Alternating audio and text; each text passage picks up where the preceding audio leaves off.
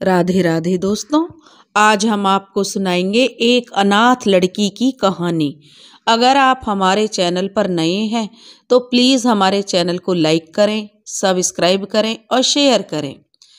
चारपाई पर बैठी हुई बसंती स्वेटर बुन रही थी। तभी उसने संगीता को आवाज़ लगाई, अरे ओ संगीता, कहाँ मर गई? जरा इधर तो आ। संगीता रसोई घर में आवाज सुनकर बोली, आती हूँ मामी जी। और भागती हुई रसोई घर से निकलकर आंगन में आई और कहने लगी, क्या बात है मामी जी, आप किस लिए बुला रही हो? संगीता ने डरते हुए मामी से पूछा था। तब मामी कहने लगी, शाम को तेरे मामा जी के दोस्त का बेटा आ रहा है, जरा ठीक से और अच्छा सा कुछ बना लेना। फौज में है वो, हम लोगों से मिलने आ रहा है। बहुत सालों के बाद हमारे घर आएगा। जब छोटा था तभी मिली थी मैं उससे, और अगर पसंद आ गया तो मेरी चचेरी बहन शीला है ना, तो उससे रिश्ते की बात चलवानी है। बसंती ने संगीता को समझाया तो संगीता कहने लगी, ठीक है मामी, लेकिन शाम के लिए कुछ सब्जी नहीं है। कुछ पैसे दे देती तो मैं बाजार से कुछ सब्जियां खरीद लाती। तब मामी बोली, ठीक है, जा चली जा, और सूरज ढलने से पहले जल्दी से सब्जियां लेकर लौटना। शाम हो जाएगी और देख लीजो, कल सुबह और शाम के लिए अच्छी अच्छी सब्जियां ले आना। तो संगीता कहने लगी, ठीक है मामी। और इतना कहकर संगीता ने अपना दुपट्टा डाला और थैला लेकर निकल पड़ी बाजार की तरफ। संगीता 18 साल की एक अनाथ लड़की है। देखने में बहुत ही खूबसूरत थी। गोरा रंग, भूरी आंखें, भरा पूरा बदन, कमर तक के भूरे बाल। माँ बाप नहीं है बेचारी के, तो अपने मामा मामी के घर में रहती है। बस हमेशा ऐसे ही घर के कामों में लगी रहती है। माँ बाप थे तब तक स्कूल भी जाती थी, लेकिन माँ बाप के जाने के बाद बेचारी की पढ़ाई छूट गई। जैसे तैसे तो मामा मामी घर में रखने को तैयार हुए थे। मामी बसंती दिन भर ऐसे ही खटिया पर बैठे बैठे संगीता को आदेश देती रहती है। सर्दियों के दिन हैं और कभी ये नहीं किया, कभी वो नहीं किया।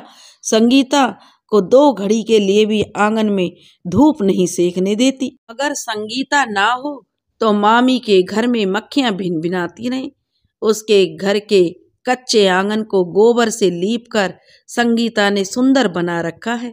किनारे पर कुछ गुलाब के पौधे भी लगा दिए हैं, कुछ मिर्ची और टमाटर के पौधे भी लगा रखे हैं। आंगन के बीच में एक तुलसी जी का चौरा है, जिसमें सुबह शाम हर रोज वह दिया जलाती है। बसंती के अपने कोई औलाद नहीं है, फिर भी वो संगीता की कदर नहीं करती। संगीता भी सब सुन लेती है। उसे ये लगता है कि दुनिया में मामा मामी के अलावा और कोई भी तो उसका नहीं है। अब संगीता बाजार पहुंच चुकी थी। उसने कुछ हरी ताजी सब्जियां खरीदी, जैसे कि गोभी, मटर वगैरह, और कुछ हरा साग भी खरीद लिया और घर की ओर चल पड़ी। थैला कुछ ज्यादा ही भारी हो गया था। अब उसकी चाल थोड़ी धीमी पड़ गई।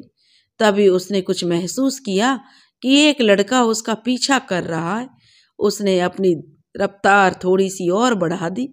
थैले के ज्यादा बोझ के वजह से वह ज्यादा तेज नहीं चल पा रही थी। उसने रुककर एक बार पीछे मुड़कर उस लड़के की ओर गुस्से से देखा, तो वह लड़का भी रुक गया और संगीता की ओर देखकर मुस्कुरा दिया। संगीता ने गुस्से में अपना पैर पटका और आगे निकल गई। घर के दरवाजे पर पहुंची ही थी कि वो लड़का भी घर की ओर आ रहा था। संगीता दरवाजे को खोलकर भीतर गई और उसको देखकर जो उसके मुंह पर ही दरवाजा बंद कर दिया। वो थैला लेकर तुलसी के चौरे तक ही पहुंची थी कि किसी ने दरवाजा खटखटाया। संगीता ने दरवाजे की दस्तक को अनसुना कर दिया और रसोई की तरफ बढ़ गई। तभी बसंती ने जाकर दरवाजा खोला और बोल पड़ी, अरे राजदेव, तुम कैसे हो बेटा? आओ, अंदर आओ, आओ ना बेटा। राजदेव ने बसंती के पैर छुए और अंदर आ गया।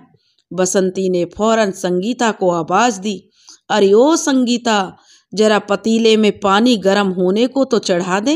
राजदेव आया है, हाथ पैर धुलेगा, ठंड बहुत है। तो संगीता कहने लगी, जी मामी जी, अभी चढ़ाती हूँ। संगीता ने रसोई घर से ही जवाब दे दिया और उसकी मामी कहने लगी, सुन, जल्दी से पालक और प्याज के पकौड़े भी बना ले और हाँ, चाय भी चढ़ा देना। तो संगीता कहने लगी, ठीक है मामी। और संगीता ने पूछा, और कुछ तो नहीं? तब मामी कहने लगी, अभी इतना कर ले और जरा मुझे टमाटर, हरा धनिया, मिर्च दे दे, मैं सिलबट्टे पर चटनी पीस देती हूँ, तभी तो पकौड़ियाँ खाने का मजा आएगा। तेरे मामा भी आ रहे होंगे। बसंती जो संगीता से कहने लगी तो संगीता कहने लगी, थोड़ी देर में अभी लेके आती हूँ। और थोड़ी देर में संगीता ने स्नान घर में पानी गर्म करके रख दिया और मामी को आवाज दी, मामी पानी रख दिया है, मेहमान से कहो कि हाथ पैर धो लें। तो उसकी मामी बोली, ठीक है। तब तक संगीता के मामा केशव लाल भी आ गए थे। उन्होंने भी अपने हाथ पैर धोए। तब तक संगीता ने चाय, गर्मा गर्म प्याज और पालक के पकौड़े टमाटर की चटनी के साथ परोस दिए। सब बातें करते हुए मूंगफलियां खाने लगे। फिर 1-2 घंटे के अंदर ही संगीता ने रात का खाना भी तैयार कर दिया। आलू टमाटर की तरी वाली सब्जी, आंवले की चटनी, भरमा मिर्च का अचार और मेथी के गर्मा गर्म पराठे। सब खाना खाने बैठे और संगीता परोस रही थी। देवराज बोला, चाची, खाना तो बहुत ही स्वादिष्ट है। और संगीता नीचे की ओर सिर झुकाकर धीरे धीरे मुस्कुरा दी। तभी केशव बोल पड़ा, हाँ राजदेव, हमारी संगीता बहुत अच्छा खाना बनाती है। दूसरे दिन संगीता को सुबह जागने में थोड़ी देर क्या हो गई, बसंती ने संगीता की अच्छे से खबर लेनी शुरू कर दी। यह सब देवराज ने भी देखा और संगीता रोते हुए रसोई घर में चली गई। उसने जल्दी जल्दी सारे काम निपटाकर नाश्ता भी तैयार कर दिया और बसंती से बोली, मामी, नाश्ता तैयार है, आप सब खा लीजिए। बसंती बोली, ठीक है, आज तो देर कर दी तूने, लेकिन कल से यह सब नहीं होना चाहिए। तभी केशव लाल बोल पड़े, अरे ओ भाग्यवान, हमेशा क्यों बिटिया के पीछे पड़ी रहती हो? दिन भर तो सारे काम में लगी रहती है। बेचारी एक दिन देर हो भी गई जागने में तो कौन सा आसमान टूट पड़ा।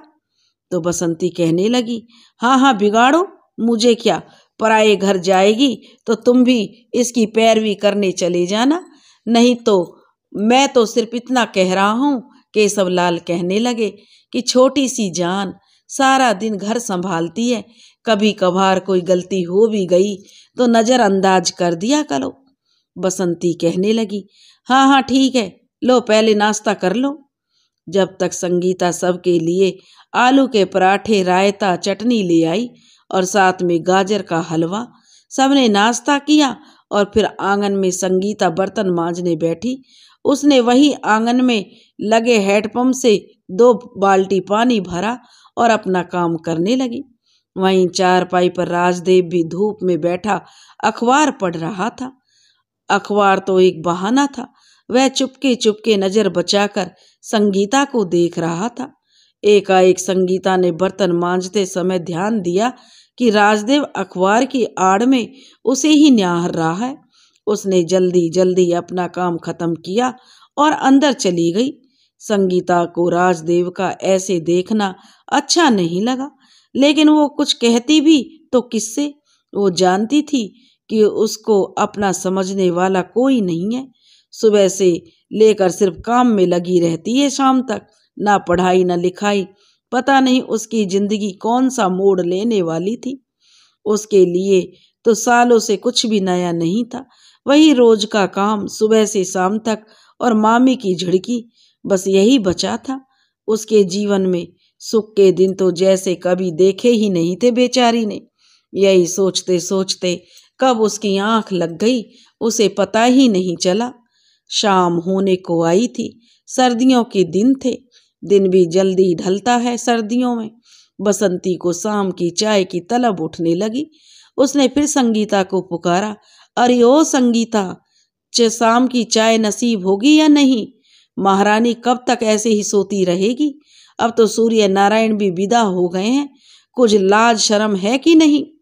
मामी की आवाज सुनकर संगीता झटपट से उठी और रजाई से बाहर आने का उसका मन तो नहीं था, पर फिर भी उसने जल्दी से उठकर आंगन में आकर बसंती से कहा, अभी बनाती हूँ मामी चाय, वो जरा आंख लग गई थी। और यह सुन बसंती कहने लगी, चाय के साथ कुछ नाश्ता भी बना लेना, मैंने हरे मटर छील कर रखे हैं, जरा उन्हें तल लेना। तो संगीता कहने लगी, ठीक है मामी। और इतनी कहकर संगीता रसोई घर में चली गई। राजदेव भी 2 दिन से यह सब देख रहा था। उसे यह सब अच्छा नहीं लगा। संगीता के प्रति बसंती चाची का जो व्यवहार है वो बहुत ही दुखदायक है। इतनी भली लड़की है और उसकी इस घर में ये इज्जत है। शाम की चाय के बाद बसंती पड़ोस में किसी से मिलने चली गई। संगीता रसोई में रात के खाने की तैयारी कर रही थी। तभी एकाएक राजदेव रसोई घर में पानी पीने के बहाने आ पहुंचा। रसोई में अचानक से राजदेव को देखकर संगीता थोड़ी हड़बड़ा गई। राजदेव बोला, आप घबराओ नहीं, मुझे तो बस पानी पीने के लिए चाहिए था। अगर आपको कोई परेशानी है ना हो तो, नहीं तो मैं चला जाता हूँ। संगीता बोली, ऐसी कोई बात नहीं है, आप अचानक से आ गए इसलिए मैं जरा चौंक गई, अभी पानी देती हूँ। संगीता ने लोटे में रखा गुनगुना पानी गिलास में डालकर राजदेव को दे दिया। राजदेव ने पानी पिया और बोला, क्या मैं थोड़ी देर आपसे बात कर सकता हूँ, अगर आपको कोई ऐतराज नहीं हो तो? तो संगीता कहने लगी, जी कहिए, भला मुझे क्या ऐतराज हो सकता है? तब राजदेव बोला, अच्छा आपसे एक बात पूछूं? राजदेव ने सवाल किया तो संगीता कहने लगी, हाँ पूछिए। तो राजदेव कहने लगा, बसंती चाची आपके साथ ऐसा व्यवहार करती हैं, आप कैसे इतना सब कुछ सह लेती हो? मुझे तो उनका बर्ताव बहुत बुरा लगता है। इस पर संगीता गुस्से में बोली, ऐसी कोई बात नहीं है, वो मेरी मामी है और मेरी माँ के समान है, आपको उन्हें कुछ भी कहने की कोई जरूरत नहीं है। और इसी बीच बसंती घर में दाखिल हुई। किवाड़ भी पहले से ही खुले पड़े हुए थे। उसने राजदेव और संगीता को रसोई घर में आपस में बातें करते हुए देख लिया। फिर क्या था, इतनी खरी खोटी सुनाई संगीता को। बसंती बोली कि मेरे सामने तो बहुत सती सावित्री बनने का नाटक करती है और पीठ पीछे ये गुल खिलाए जा रहे हैं। यही दिन देखना बाकी रह गया था। उसने संगीता को बड़ी खरी खोटी सुनाई, बहुत उल्टा सीधा कहा। इस पर राजदेव बोला, चाची आप गलत समझ रही हैं, ऐसा कुछ नहीं है, मैं तो बस पानी पीने आया था। लेकिन बसंती कुछ भी सुनने को तैयार नहीं थी। उसे तो बस अपनी आंखों देखे पर ही भरोसा था। तब तक केशवलाल भी आ गए, लेकिन बसंती तो जैसे आज चुप रहने का नाम ही नहीं ले रही थी। उसे लग रहा था इस लड़के को तो उसने अपनी चचेरी बहन के लिए पसंद किया था। अगर ऐसा नहीं हो सका तो मायके वालों को वह क्या जवाब देगी। संगीता ने तब तक खाना तैयार कर लिया था। उसने बसंती से कहा, मामी पहले सब लोग खाना खा लो और जो बुरा भला तुम्हें सुनाना है वो बाद में मुझे सुना देना। केशवलाल भी बोले, अरे भाग्यवान, पराये घर का लड़का हमारे घर आकर रुका है, यह सब शोभा नहीं देता। लेकिन बसंती कहाँ मानने वाली थी। अब यह सब राजदेव से देखा नहीं गया तो वह अपना सामान उठाकर जाने लगा। केशवलाल ने उसे बहुत रोकने की कोशिश की। बेटा ऐसे रूठ कर मत जाओ, खाना बन चुका है, 2 निवाले खाकर जाते, वहाँ दोस्त के सामने मेरी क्या इज्जत रह जाएगी। राजदेव ने दोनों हाथ जोड़कर केशवलाल से माफी मांगी और बसंती और केशवलाल के चरण छूकर और एक ही झलक संगीता की ओर देखकर उसी समय उस घर से निकल गया। केशवलाल ने बसंती से कहा, बसंती तुमने ये अच्छा नहीं किया, बच्चे का बहुत दिल दुखाया है तुमने, बिना सोचे समझे कुछ भी मत बोला करो। तो बसंती कहने लगी, हाँ हाँ, मैंने ही तो दुनिया जहान का ठेका ले रखा है दिल ना दुखाने का, मैं ही तो सबसे बुरी हूँ। इतना सब होने के बाद उस रात को किसी ने भी खाना नहीं खाया। उधर बेचारी संगीता का रो रो कर अपना जो उसने बेहाल कर लिया था, बस अपनी किस्मत को कोसे जा रही थी। आखिर वो पैदा ही क्यों हुई? आज उसकी वजह से एक भले इंसान की इतनी बेइज्जती हो गई, उसे तो जीने का हक तक नहीं है। और यही सोचते सोचते संगीता की कब आंख लग गई। दूसरे दिन सब वैसे ही अन्य दिनों की तरह चल रहा था। तभी सुबह सुबह दरवाजे पर दस्तक हुई। केशव लाल ने दरवाजा खोला और दरवाजा खोलते ही देखा कि उनके मित्र सदाशिव लाल खड़े हैं। केशव लाल ने उनसे तुरंत हाथ जोड़कर माफी मांगी और कल रात को जो उनके बेटे के साथ बसंती ने बर्ताव किया था उसके लिए वे हाथ जोड़कर कहने लगे कि मैं सदाशिव बहुत शर्मिंदा हूँ। सदाशिव लाल मुस्कुराकर बोले, कोई बात नहीं मित्र, मुझे राजदेव ने सब बता दिया है। मैं तो यहाँ रिश्ते की बात करने आया हूँ। मैं चाहता हूँ संगीता बिटिया और राजदेव की शादी हो जाए। केशव लाल मुस्कुराकर बोले, अरे यह तो तुमने बहुत अच्छी बात कही है। आपने हमारी संगीता को अपने घर के काबिल समझा और राजदेव हमारी संगीता से विवाह करने के लिए तैयार है। एक अनाथ लड़की को एक अच्छा ससुराल मिल जाए और मुझे क्या चाहिए। इतने में बसंती भी बाहर से आ गई और तुनक कर बोली, यह शादी इस घर में नहीं होगी, चाहे जो करो, मैं एक भी फूटी कौड़ी इसकी शादी में खर्च नहीं होने दूंगी। सदाशिव घबरा कर बोले, ये कैसी बातें कर रही हैं भाभी जी? संगीता भी तो आपकी बेटी के समान है। ऐसी बेटी बड़े भाग्य से मिलती है। लक्ष्मी का रूप है संगीता। कृपया ऐसी बातें ना करें उसके बारे में। केशव लाल बोले, अरे भाग्यवान, कुछ तो भगवान से डर। ऊपर जाकर क्या मुंह दिखाएगी? पाप पुण्य भी तो कुछ होता है। तू तो अपने अहम में लगता है सब कुछ भूल गई है। तब बसंती कहने लगी, रहने दो जी, रहने दो। यह पाप पुण्य का अंतर मुझको मत समझाओ। मैंने एक बार जो कह दिया सो कह दिया। और बसंती के आगे केशव लाल की एक भी नहीं चल सकी।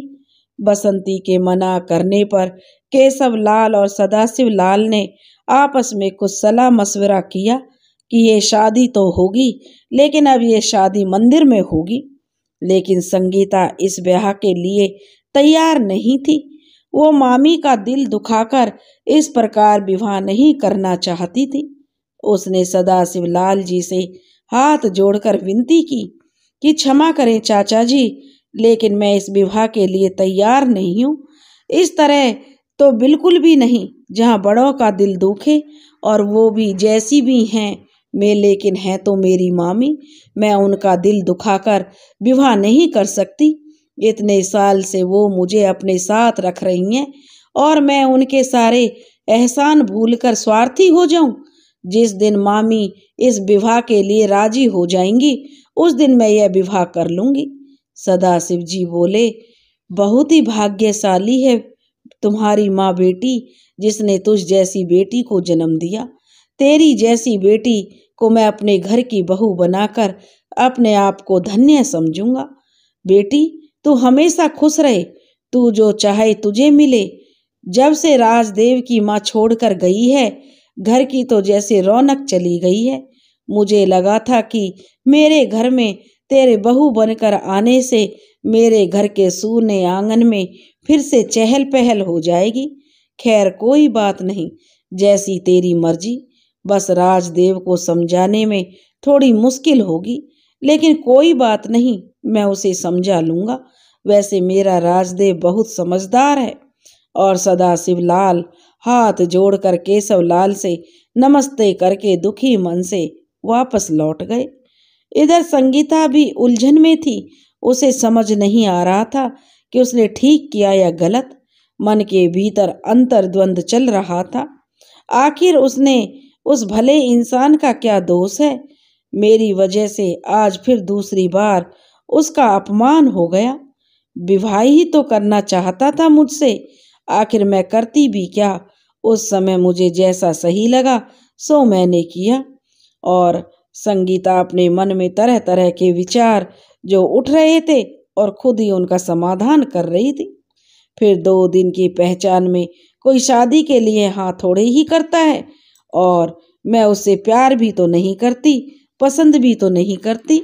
संगीता अपने आप ही प्रश्न कर रही थी और स्वयं ही उनके उत्तर दे रही थी। बसंती भी एक तरफ मुंह फुलाकर बैठी थी।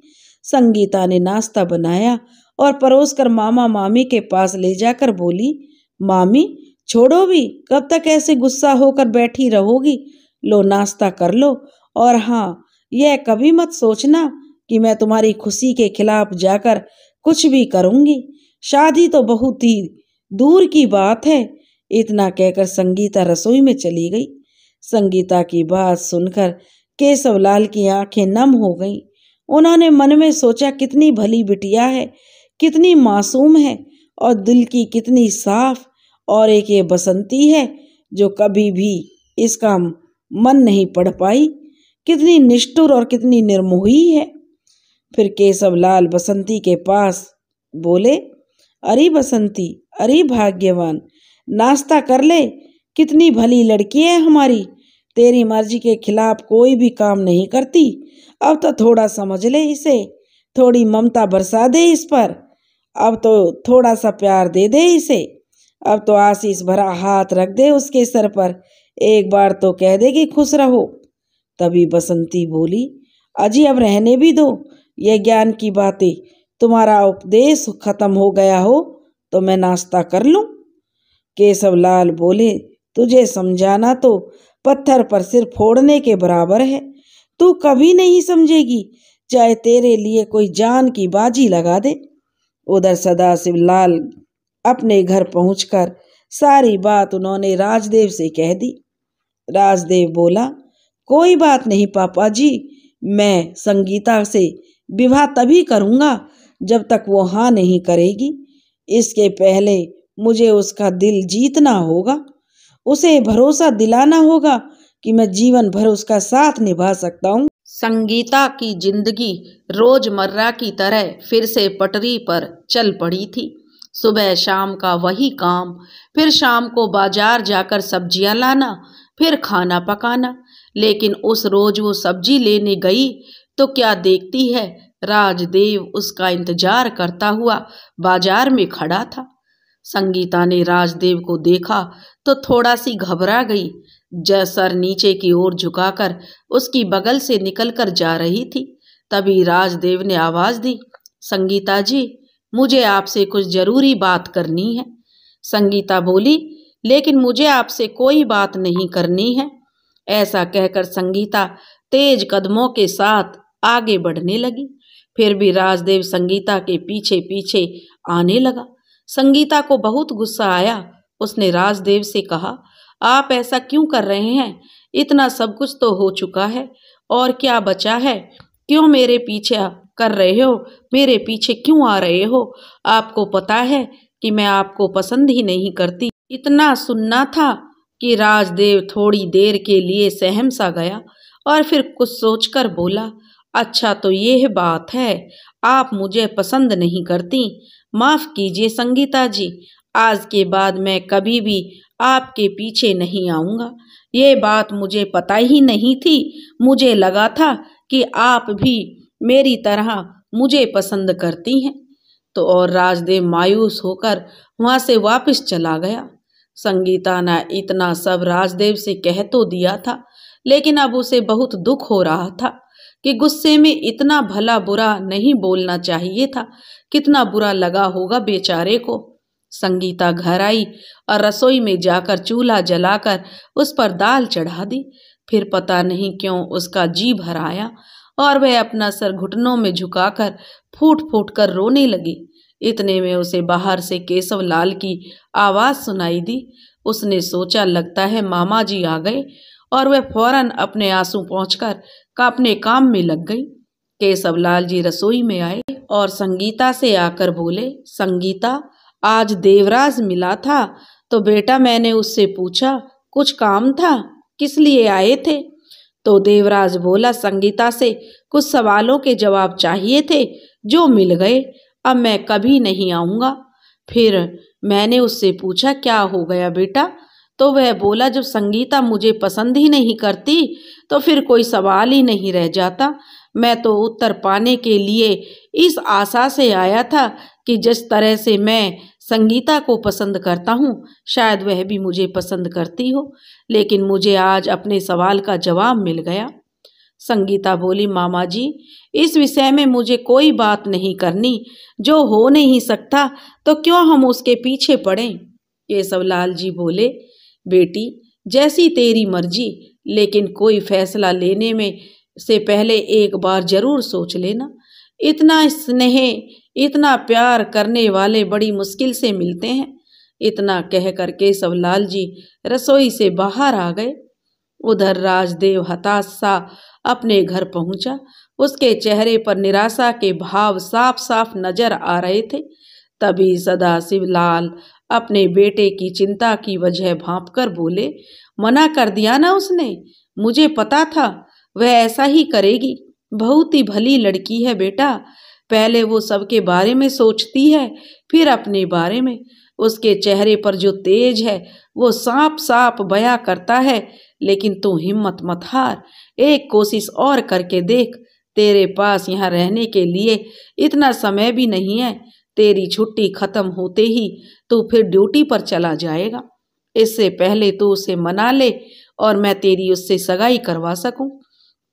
इतना सुनकर राजदेव के चेहरे पर मुस्कुराहट लौट आई और वह खुश होकर बोला, सच बाबूजी। अपने बाबूजी की बात सुनकर राजदेव को यह तो यकीन हो गया कि आज ना तो कल ना तो परसों, एक ना एक दिन तो संगीता इस विवाह के लिए तैयार हो ही जाएगी। और राजदेव इसी उम्मीद से संगीता से मिलने की कोशिश करने लगा। लेकिन संगीता है कि राजदेव की ओर देखती भी नहीं थी। ऐसे ही हफ्ता भर बीत गया। राजदेव ने संगीता को फिर बाजार में देखा। संगीता उस दिन बहुत जल्दबाजी में थी, बहुत घबराई हुई थी। राजदेव को देखकर संगीता बोली, चलिए मेरे साथ जल्दी घर चलिए। अच्छा हुआ आप मिल गए, मैं तो डॉक्टर साहब को बुलाने आई थी। राजदेव ने घबरा कर पूछा, लेकिन किस लिए, क्या हुआ? तो संगीता घबराते हुए बोली, मामी जी छत से उतरते हुए सीढ़ियों से गिर पड़ी हैं। उन्हें अभी तक होश नहीं आया है, इसलिए बस आप इसी वक्त घर चलिए। राजदेव और संगीता डॉक्टर के साथ घर की ओर चल पड़े। डॉक्टर ने बसंती का मुआयना किया। बसंती को होश तो आ गया था, लेकिन उसके सर में बहुत गहरी चोट लगी थी। उसे अब महसूस हो चुका था कि वो अब बचने वाली नहीं है। सारा मोहल्ला इकट्ठा हो गया था। केशवलाल भी पहुंच चुके थे। उस समय बसंती की आंखों में पश्चाताप और दुख के आंसू थे। उसने संगीता और राजदेव को इशारे से अपने पास बुलाया और एक दूसरे के हाथों को पकड़ते हुए उसने जो संगीता का हाथ राजदेव के हाथों में देते हुए इशारों में माफी मांगी और बिना कुछ बोले ही प्राण त्याग दिए। संगीता फूट फूट कर रो पड़ी। केशवलाल भी बोले, चलो अपने अंतिम समय में ही एक भलाई का काम तो करके गई बसंती। शायद भगवान को यही मंजूर था, भगवान उसकी आत्मा को शांति दे। और ऐसा कहते हुए केशवलाल की आंखों से आंसू टपक पड़े। बसंती के अंतिम संस्कार के दिन सदाशिवलाल जी भी आए हुए थे। उन्होंने संगीता और केशवलाल को भी ढांढस बंधाया कि भगवान के आगे किसी की चलती नहीं है, शायद ऊपर वाले को यही मंजूर था। अब तक बसंती की 13वीं भी हो चुकी थी। एक दिन केशवलाल जी ने सदाशिवलाल जी से और राजदेव को खाने पर बुलाया और बोले, आज आप लोगों को खाने पर बुलाने का कारण था क्योंकि राजदेव की छुट्टियां अब ज़्यादा नहीं बची हैं, क्योंकि राजदेव तो फौजी था, इसलिए उसे तो समय पर नौकरी के लिए जाना था।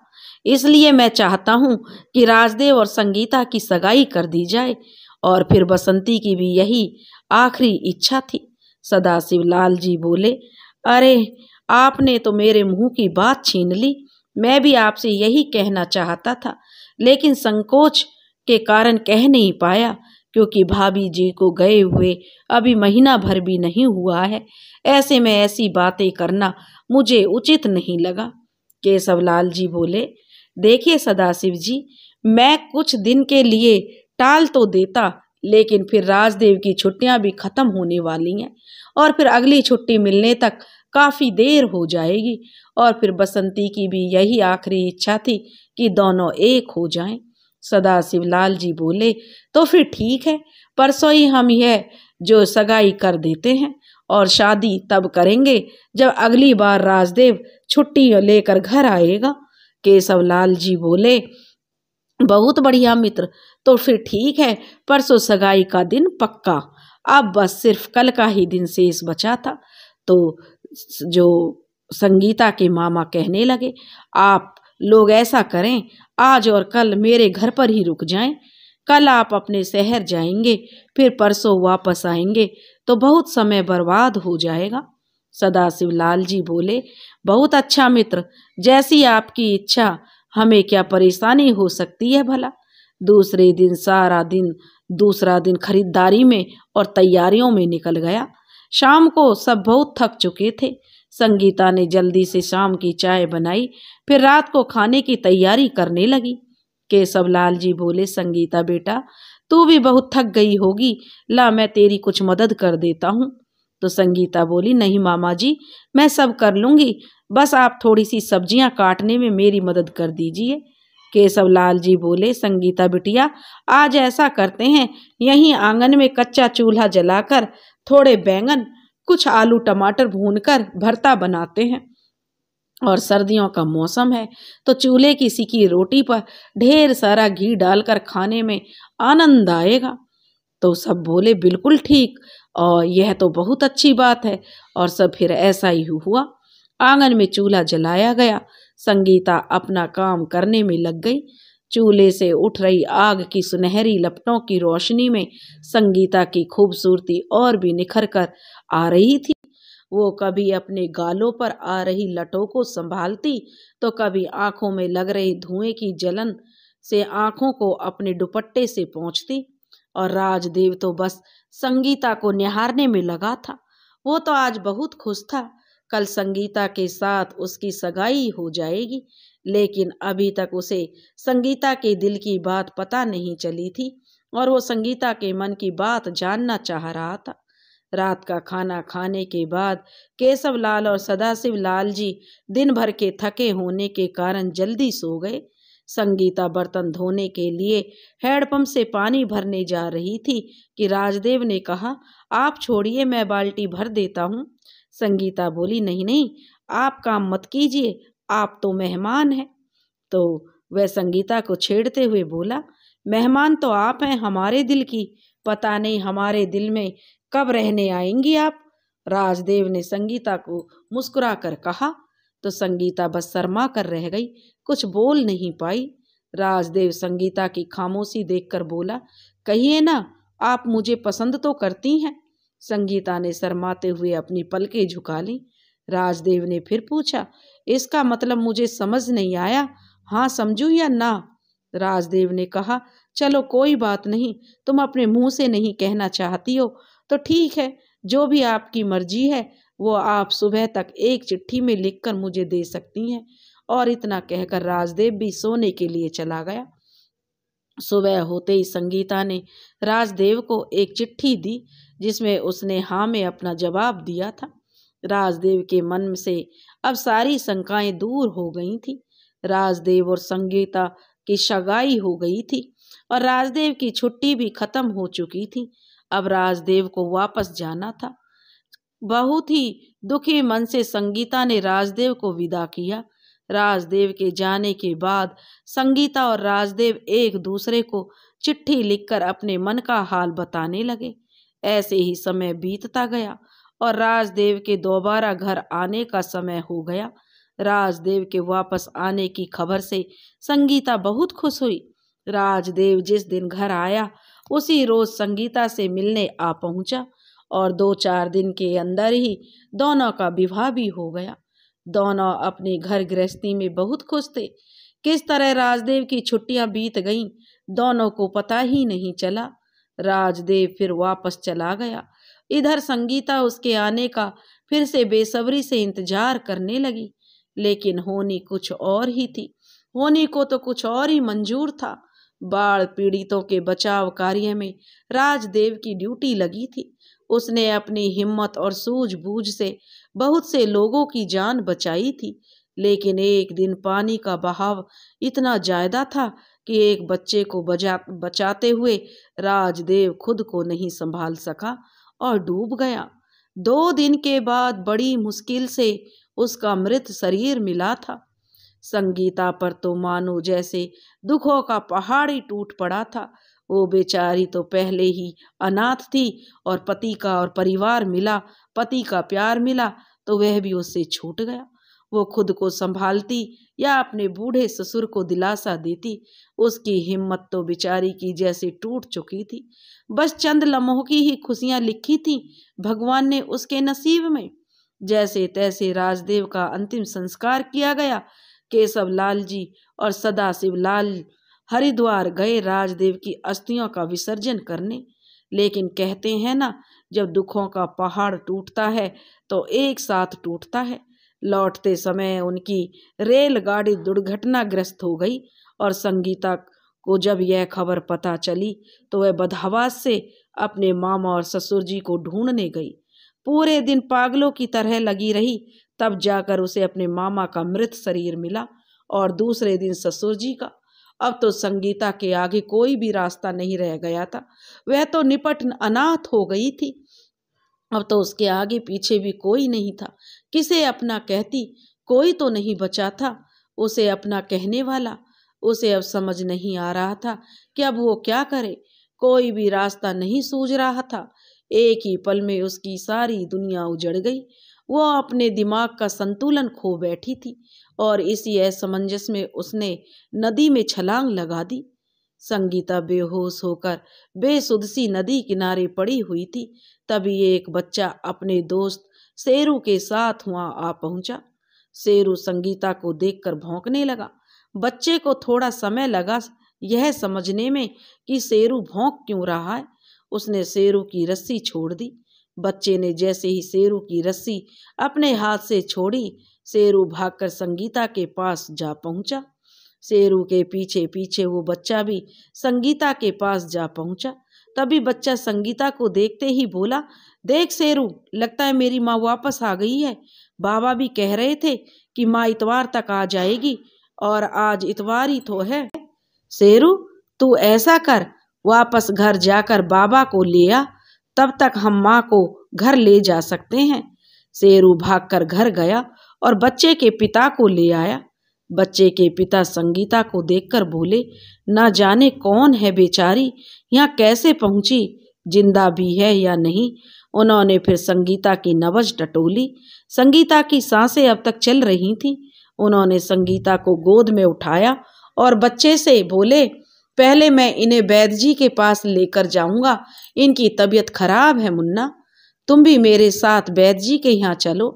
तो मुन्ना कहने लगा, लेकिन बाबा ये मेरी माँ ही है ना, आपने कहा था ना कि माँ इतवार को आएगी और आज इतवार ही है। मुन्ना बस अपनी बात बोल रहा था। है ना बाबा, यह मेरी माँ है ना। बेटे की ऐसी बातें सुनकर शिवनंदन कुछ सोच नहीं पा रहे थे कि बच्चे को क्या जवाब दें।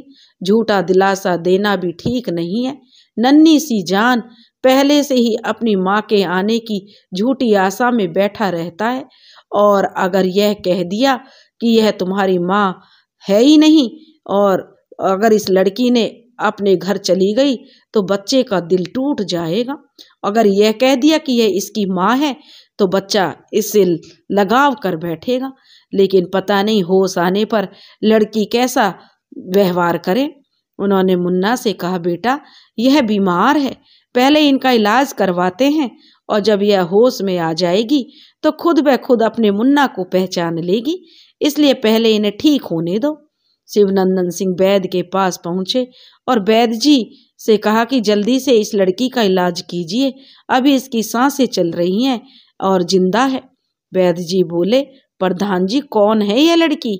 तो वे कहने लगे, इतना बताने का समय नहीं है, पहले आप इसकी जान बचाइए, इसके होश में आ जाने पर पता चलेगा कि यह कौन है। तब शिवनंदन की बात सुनकर वैद्य जी ने फौरन अपनी पत्नी को आवाज लगाई, अरे भाग्यवान सुनती हो, जल्दी इधर आओ, कुछ कपड़े लेकर बिटिया के गीले कपड़े बदल दो, जल्द ही इलाज शुरू करना है। वैद्य जी की पत्नी ने फौरन ही संगीता के कपड़े बदले और हथेली और तलवे में गरम तेल की मालिश करनी शुरू कर दी। फिर वैद्य जी ने भी अपना इलाज शुरू किया। उधर मुन्ना बार बार अपने पिता से बस पूछे जा रहा था, बाबा माँ कब ठीक होगी, मुझे पहचान तो लेगी ना माँ। और प्रधान शिवनंदन सिंह कुछ सोच नहीं पा रहे थे कि क्या जवाब दें। मुन्ना को कैसा झूठा दिलासा दें, हाँ करें कि तेरी माँ है, तुझे पहचान लेगी, और फिर यह भी तो कहते नहीं बनता कि यह तेरी माँ नहीं है। बहुत ही बड़ी दुविधा में फंस चुके थे प्रधान शिवनंदन सिंह। थोड़ी देर के इलाज के बाद संगीता को होश आ गया। वैद्य जी ने फौरन शिवनंदन सिंह को पुकारा, अरे ठाकुर साहब सुनिए, बिटिया को होश आ गया है। इतना सुनते ही मुन्ना भीतर की ओर भागा और पीछे पीछे शिवनंदन भी गए। मुन्ना फौरन जाकर संगीता से माँ कहकर लिपट गया। संगीता को कुछ समझ नहीं आया, लेकिन मुन्ना के इस तरह गले लगने से उसके मन में मुन्ना के लिए ममता जाग गई। उसने भी कह दिया, हाँ बेटा। और देखा, मुन्ना चहक कर बोला, बाबा आपने देखा ना, माँ ने मुझे पहचान लिया है, और आज इतवार भी तो है, और आपने कहा था ना कि माँ इतवार को आएगी। मुन्ना खुश होकर बोले जा रहा था।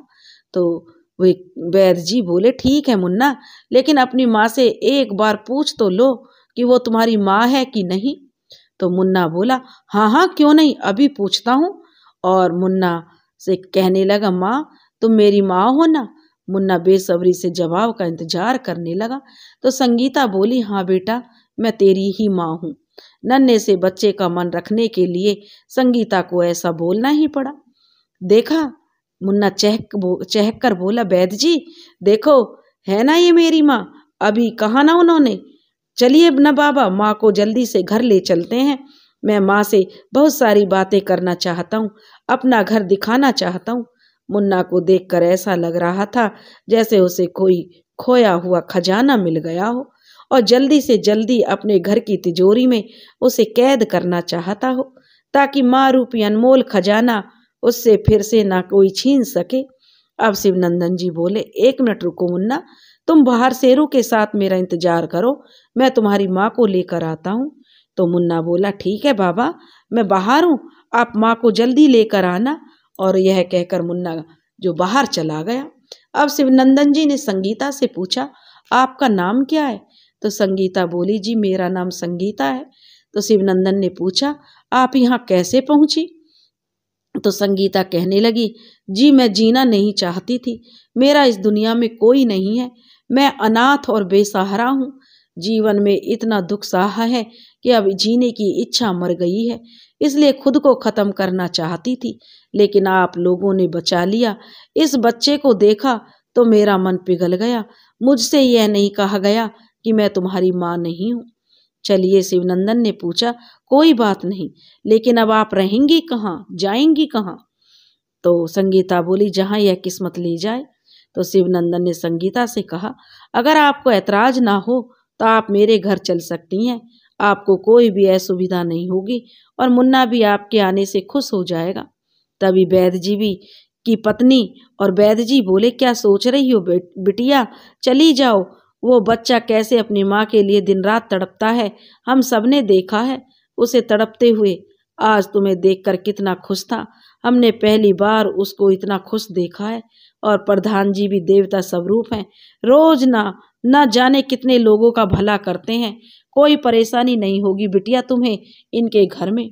अब संगीता थोड़ी उलझन में थी, लेकिन फिर से बाहर से मुन्ना ने आवाज लगाई, क्या हुआ बाबा, जल्दी आइए ना माँ को लेकर। अब संगीता खुद को रोक न सकी और मुन्ना के साथ उसके घर चल पड़ी। मुन्ना आज बहुत खुश था, जो भी रास्ते में मिलता उससे कहते हुए जाता, देखो ये मेरी माँ है, मैंने कहा था ना एक दिन मेरी माँ जरूर आएगी। और रास्ते भर संगीता के साथ बक बक करते हुए आ गया घर। माँ, मुन्ना कहने लगा, आज का खाना तुम बनाना, पता है महाराजिन एक ही भी अच्छा खाना नहीं बनाती, दाल में घी ही नहीं डालती और दूध में पानी मिलाकर देती है। अब तुम आ गई हो ना, तो रोज अच्छा अच्छा खाना बनाकर मुझे खिलाना और उन लोगों को भी डांटना जिन्होंने मुझे बहुत परेशान किया है। अब तो सबकी खैर नहीं है, है ना शेरू? अब तो मेरी माँ आ गई है। और सब घर पहुंच गए। संगीता मुन्ना के साथ घर पहुंची और यह देखकर उसका मन प्रसन्नता से भर गया। वह हमेशा से ऐसा ही घर चाहती थी। घर के सामने इतना बड़ा बाड़ा, बाड़े के एक तरफ एक गाय और उसका बछड़ा एक छप्पड़ के नीचे बंधे हुए थे और कुछ मुर्गे, मुर्गियां और चूजे बाड़े में टहल रहे थे। बगल में एक नीम का पेड़ और एक कुआं भी था। बस कमी थी तो कुछ फुलवारी की, लेकिन फिर भी संगीता खुश थी। आओ ना माँ, तभी मुन्ना चहकते हुए बोला संगीता से, आओ ना माँ। संगीता जैसे ही घर के दरवाजे के पास आई, तभी बर्तन धोने वाली कहारिन बाहर निकल पड़ी और संगीता को गौर से देखकर बोली, छोटे प्रधान जी, ये किसे ले आए? तब मुन्ना बोला, पता है रधिया काकी, यह मेरी माँ है। आज ही तो मिली है, नदी के किनारे पड़ी थी बेचारी। मैंने जल्दी से बाबा को बुलवाया। मैं और बाबा वैद्य जी के पास लेकर गए। अब मेरी माँ ठीक हो गई है। मैं इन्हें घर ले आया हूँ। अच्छी है ना मेरी माँ? बोलो ना रधिया काकी, अच्छी है ना मेरी माँ? रधिया का कोई उत्तर न पाकर मुन्ना ने फिर पूछा तो हाँ हाँ, रधिया बोली, छोटे प्रधान जी, तुम्हारी माँ बहुत सुंदर है। रधिया जाते हुए बोली, मैंने बर्तन मांज दिए हैं और सफाई भी कर दी है। अब कल सुबह आऊंगी। मुन्ना बोला, ठीक है। मुन्ना संगीता को लेकर अंदर चला गया और बोला, माँ, इस कमरे में मैं और तुम रहेंगे और वो वाला कमरा बाबा का है। वहां पर अपना कागजी काम करते रहते हैं बाबा। पता है बाबा हारमोनियम भी बजाते हैं और मैं भी उनके साथ गाना गाता हूँ। और यहाँ रसोई घर है। आज के बाद तुम ही माँ मेरे लिए खाना पकाओगी और अपने हाथों से मुझे खिलाओगी। यह रहा आंगन और साथ में स्नान घर भी है। घर के पीछे काफी जगह है जहाँ मैं खेलता हूँ माँ। संगीता मुन्ना के मुंह से इतनी सारी बातें सुनकर भाव विभोर हो गई और प्यार से उसे गले लगाती बोली, बस करो मेरे मुन्ने, मैंने सब सुन लिया। ज्यादा मत बोलो, नहीं तो नजर लग जाएगी मेरी। शाम हो आई थी। थोड़ा अंधेरा भी होने लगा था। प्रधान जी शिवनंदन सिंह जी ने देखा कि बाड़े में सारे मुर्गे मुर्गियां टहल रहे हैं। उन्होंने सारे मुर्गे मुर्गियों को पकड़कर उनके कोठर में पहुंचा दिया। फिर शेरू से भी कहा, चलो अपने घर में जाओ, और कुएं से 2 बाल्टी पानी खींचकर गाय के पास रख दिया। फिर जैसे ही गाय की सानी बनाने जा रहे थे, तभी दीनू काका आ पहुंचे। उसने प्रधान जी को आवाज दी, अरे मालिक, ये क्या कर रहे हैं आप? माफ कीजिए, आने में थोड़ी देर क्या हो गई। खेतों में आज काम कुछ ज्यादा था और मैं दोपहर में रधिया से बोलकर गया था, शाम को अगर मुझे देर हो जाए तो जानवरों को संभाल लेना और दाना पानी भी डाल देना। लेकिन रधिया भी पता नहीं किस धुन में रहती है, हमेशा काम चोरी करती है। तो शिवनंदन सिंह दीनू काका से कहने लगे, कोई बात नहीं काका, अपना ही तो घर है और अपने घर का काम करने में कैसा हर्ज। तो दीनू काका कहने लगे, मालिक, वो तो आपका बड़प्पन है। आप जैसे देवता पुरुष की ऐसी बातें कर सकते हैं जो महान हैं आप मालिक। और दीनू अपने काम में लग गया। अंदर से यह सब बातें संगीता ने सुनी थी। शिवनंदन जी का दयालु रूप देखकर अंदर ही अंदर वे उनके कृतज्ञ हो गई थी। अंधेरा हो चला था। शिवनंदन जी ने सब जगह दिए जला दिए। तभी दीनू बोला, मालिक, लगता है आज भी महाराजिन खाना बनाने नहीं आएगी। उसका तो रोज रोज का काम हो गया है। इसे आप निकाल क्यों नहीं देते? जब देखो तब ज्यादा खाना बना लेती है और बांध कर भी ले जाती है। खाना भी इतना बेढंगा बनाती है, बिन माँ के बच्चे पर भी रहम नहीं आता। अब मैं क्या करूं? प्रधान जी बोले, उसे निकाल भी नहीं सकता काका। हमारे घर की बहुत पुरानी महाराजिन है, अब बूढ़ी भी हो चली है, इसलिए ज्यादा काम भी नहीं कर पाती। तब काका कहने लगे, बूढ़ी तो है, लेकिन मालिक मुंह कितना चलाती है। एक रोटी भी ज्यादा मांग लो तो खिसिया उठती है। दीनू काका गुस्से में शिवनंदन से बोले। तो शिवनंदन जी कहने लगे, लगता है दीनू काका अब महाराजिन नहीं आएगी, मैं ही रसोई संभालता हूँ। ऐसा ना हो कि मुन्ना भूखा ही सो जाए और मेहमान भी भूखी रहेगी। कौन मेहमान? दीनू काका बोला, घर में कोई आया है क्या मालिक? आपने मुझे बताया नहीं। आपकी कोई रिश्तेदार आई है? दीनू काका ने हैरत से पूछा। तो प्रधान जी कहने लगे, नहीं दीनू काका, ऐसी कोई बात नहीं है। आज नदी के किनारे बेहोशी की हालत में मुन्ना को एक लड़की मिली और वो उसे अपनी माँ समझ बैठा और उसे वो घर ले आया है। अब नन्हे से बच्चे का दिल मैं नहीं दुखा सका, मना भी नहीं कर सका। दीनू काका बोला, कुछ पता भी किया मालिक उसके बारे में? ऐसे ही किसी अनजान को घर में बुला लिया? तब शिवनंदन जी बोले, पूछा था मैंने उससे, बेचारी अनाथ है। तो दीनू काका कहने लगे, उसने कहा और आपने मान भी लिया? मालिक, आजकल की दुनिया में किसी पर भरोसा नहीं करना चाहिए। तो शिवनंदन जी कहने लगे, तो काका अब क्या करूं? बच्चे की जिद के आगे मेरी नहीं चली। मुझे भी लड़की भली लगी, शायद वो सच बोल रही थी। तो काका कहने लगे, ठीक है मालिक, आप जैसा ठीक समझें। और अच्छा, शिवनंदन बोले, काका ये बातें हम बाद में करेंगे, तो चलिए बताइए क्या खाएंगे आज? तो शिवनंदन ने खाने के लिए पूछा। तो दीनू कहने लगा, मालिक आप जो भी प्यार से पकाएंगे मैं तो वही खा लूंगा। आपने काम दिया, अपने घर में आसरा दिया, बहू बेटे ने तो घर से कब का निकाल दिया था। आप नहीं होते तो ना जाने मेरा क्या होता। दीनू काका बड़े उदास होते हुए बोले। तो शिवनंदन सिंह कहने लगे, अच्छा चलो अब रसोई में जाकर मैं देखता हूँ क्या सब्जी है। ऐसा कहकर शिवनंदन सिंह रसोई की ओर चले गए। तभी मुन्ना बोला, बाबा आपको रसोई में जाने की जरूरत नहीं है, मैंने और माँ ने सब सुन लिया कि आप बाहर दीनू काका से क्या कह रहे थे। और आज महाराजिन नहीं आएगी, इसलिए माँ ने पहले ही चूल्हा बनाकर बटलोई में दाल चढ़ा दी है। घर में सिर्फ बैंगन पड़े थे तो माँ बोली कि बैंगन का भरता बना दूंगी। इतना ठीक है ना कि और कुछ भी? शिवनंदन जी बोले, तेरी माँ को कष्ट होगा बेटा, मैं ही खाना बना देता हूँ। तभी संगीता आकर बोली, तकलीफ किस बात की, वैसे भी मुझे खाना बनाना बहुत पसंद है, मैं सब कर लूंगी, आप जब तक मुन्ना के साथ खेलिए। तभी मुन्ना बाहर दीनू काका के पास आकर बोला, पता है काका, आज का खाना मेरी माँ बना रही है। अब मैं माँ के पास जाता हूँ, क्या पता मेरी माँ को किसी चीज की जरूरत पड़ जाएगी। तो इतना कहकर मुन्ना अंदर आ गया।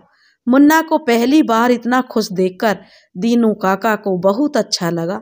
थोड़ी देर बाद संगीता ने खाना तैयार कर लिया।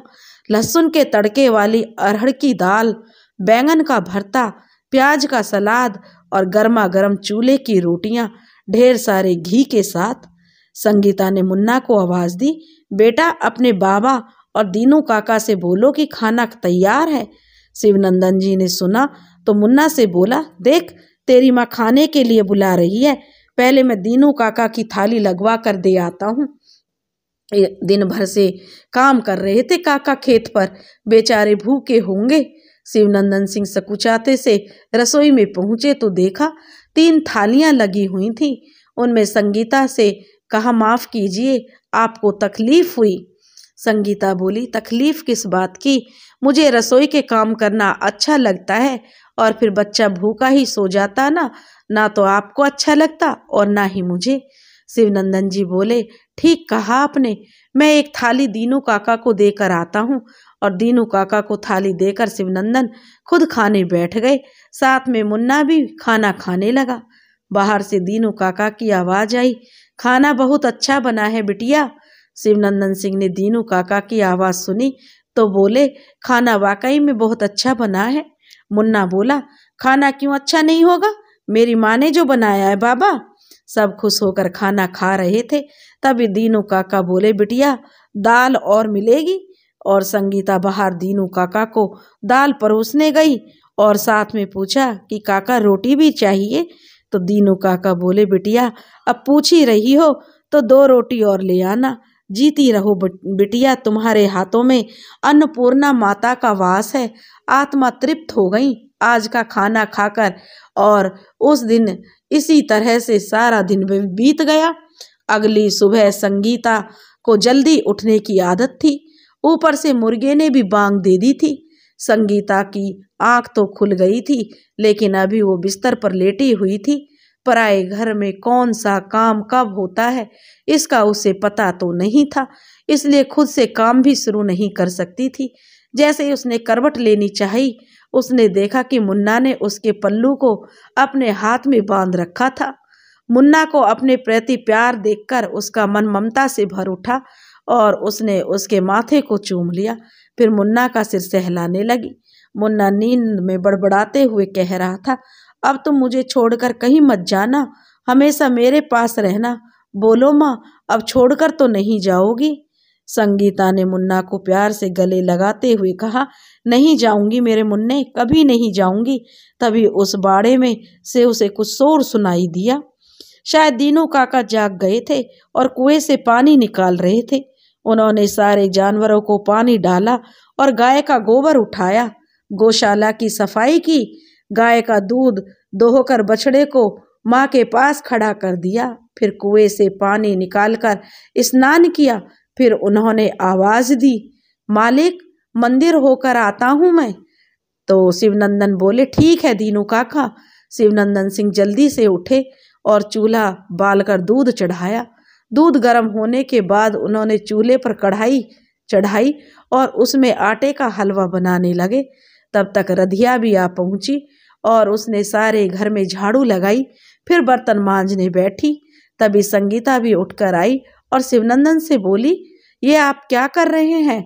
तो शिवनंदन बोले, हलवा बना रहा हूँ। दीनू काका मंदिर से आ ही रहे होंगे, फिर खेतों को निकल जाएंगे और अभी तक महाराजिन भी नहीं आई है, तो मैं उन्हें ऐसे खाली पेट कैसे जाने दे सकता हूँ।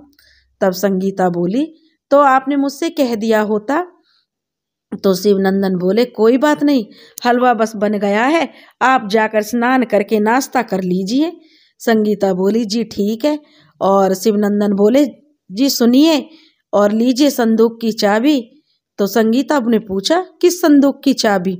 तो शिवनंदन ने कहा, अरे ये मुन्ना की माँ की साड़ियाँ और गहने की संदूक है, उसमें सब साड़ियाँ रखी हुई हैं और गहने रखे हुए हैं। जो भी तुम्हें चाहिए उनमें से साड़ी निकाल कर खुद के लिए पहन लो, स्नान करने के बाद क्या पहनोगी? तो वह कहने लगी, ठीक है। संगीता ने संदूक की चाबी ले ली, फिर एक साड़ी खुद के लिए निकाल कर स्नान करने चली गई। स्नान करने के बाद उसने सूर्य देवता को जल चढ़ाया, फिर घर के मंदिर में दिया जलाकर आरती की, फिर सबको प्रसाद बांट दिया। रधिया यह सब देखकर बोली, मालिक, आज घर में रौनक लग रही है। घरनी से ही तो घर होता है, बिना औरत के तो घर की रौनक ही नहीं रहती। संगीता फिर सिलबट्टे पर चने की दाल पीसने बैठी, जो उसने रात को भिगोकर रख दी थी। तभी रधिया बोली, नहीं बिटिया, तुम ये सब मत करो, ये काम तो हमारा है, हम कर देते हैं। वैसे इसका क्या बनाओगी बिटिया? तो संगीता बोली, मुन्ना बोल रहा है कि उसे चने की दाल के पराठे बहुत पसंद है, सोच रही थी उसके लिए बना दूं। तो रधिया बोली, अच्छी बात है बिटिया, मुन्ना को पहली बार इतना खुश देख रहे हैं। तब तक मुन्ना भी जाग चुका था और संगीता बोली, जाओ बेटा, जल्दी से स्नान करके आओ, तुम्हारी पसंद का नाश्ता तैयार है।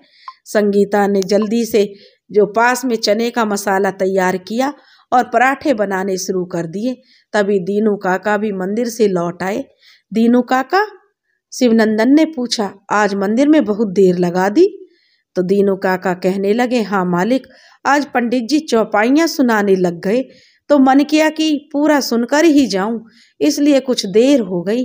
तो वे कहने लगे, दीनू काका, और हाँ, आते समय ये 2 पके हुए कैथ दे दिए, किसी ने बोला चटनी बना लेना।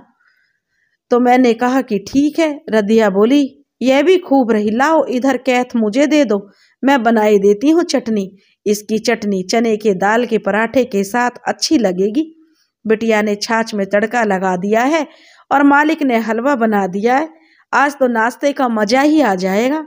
इतना कहकर रधिया ने दोनों कैथ फोड़े और 8-10 लहसुन की कलियां छीली, 3-4 लाल मिर्च, थोड़ी साबुत धनिया और खड़े नमक के साथ अच्छी सी तीखी सी चटनी बना दी। तब तक मुन्ना शिवनंदन और भी स्नान करके आ चुके थे। उधर संगीता गरम गरम पराठे सेक रही थी, इधर सब आनंद उठा रहे थे। बस सब खा ही चुके थे और संगीता ने अपने परोसने के लिए थाली उठाई ही थी कि तभी इतने में बूढ़ी महाराजिन सुखमती आ पहुंची अंदर आते ही सबको खाते हुए देखकर बोली, ये क्या मालिक, दूसरी महाराजिन रख ली? और इतना कहकर दनदनाते हुए अंदर पहुंची और कहने लगी, कौन है री तू? और तेरी इतनी हिम्मत कि मेरी गैर हाजिरी में तू मीठी मीठी बातें करके इस घर में घुस गई? तूने क्या समझा सीधे साधे मालिक को बेवकूफ बना लेगी? तू मुझे जानती नहीं है, तेरा जीना मुश्किल कर दूंगी, मेरा काम छीनेगी, मेरे पेट पर लात मारेगी। करमजली, जहां से आई है वहीं लौट जा, नहीं तो मुझसे बुरा कोई नहीं होगा। संगीता ने इतना सुना तो वह सकपका गई और बस उसकी आंखों से आंसू बहने लगे। मुन्ना ने इतना सुना और गुस्से में बोल पड़ा, ओ सुखमती दादी, यह मेरी माँ है और तुम इनसे ऐसे बात नहीं कर सकती।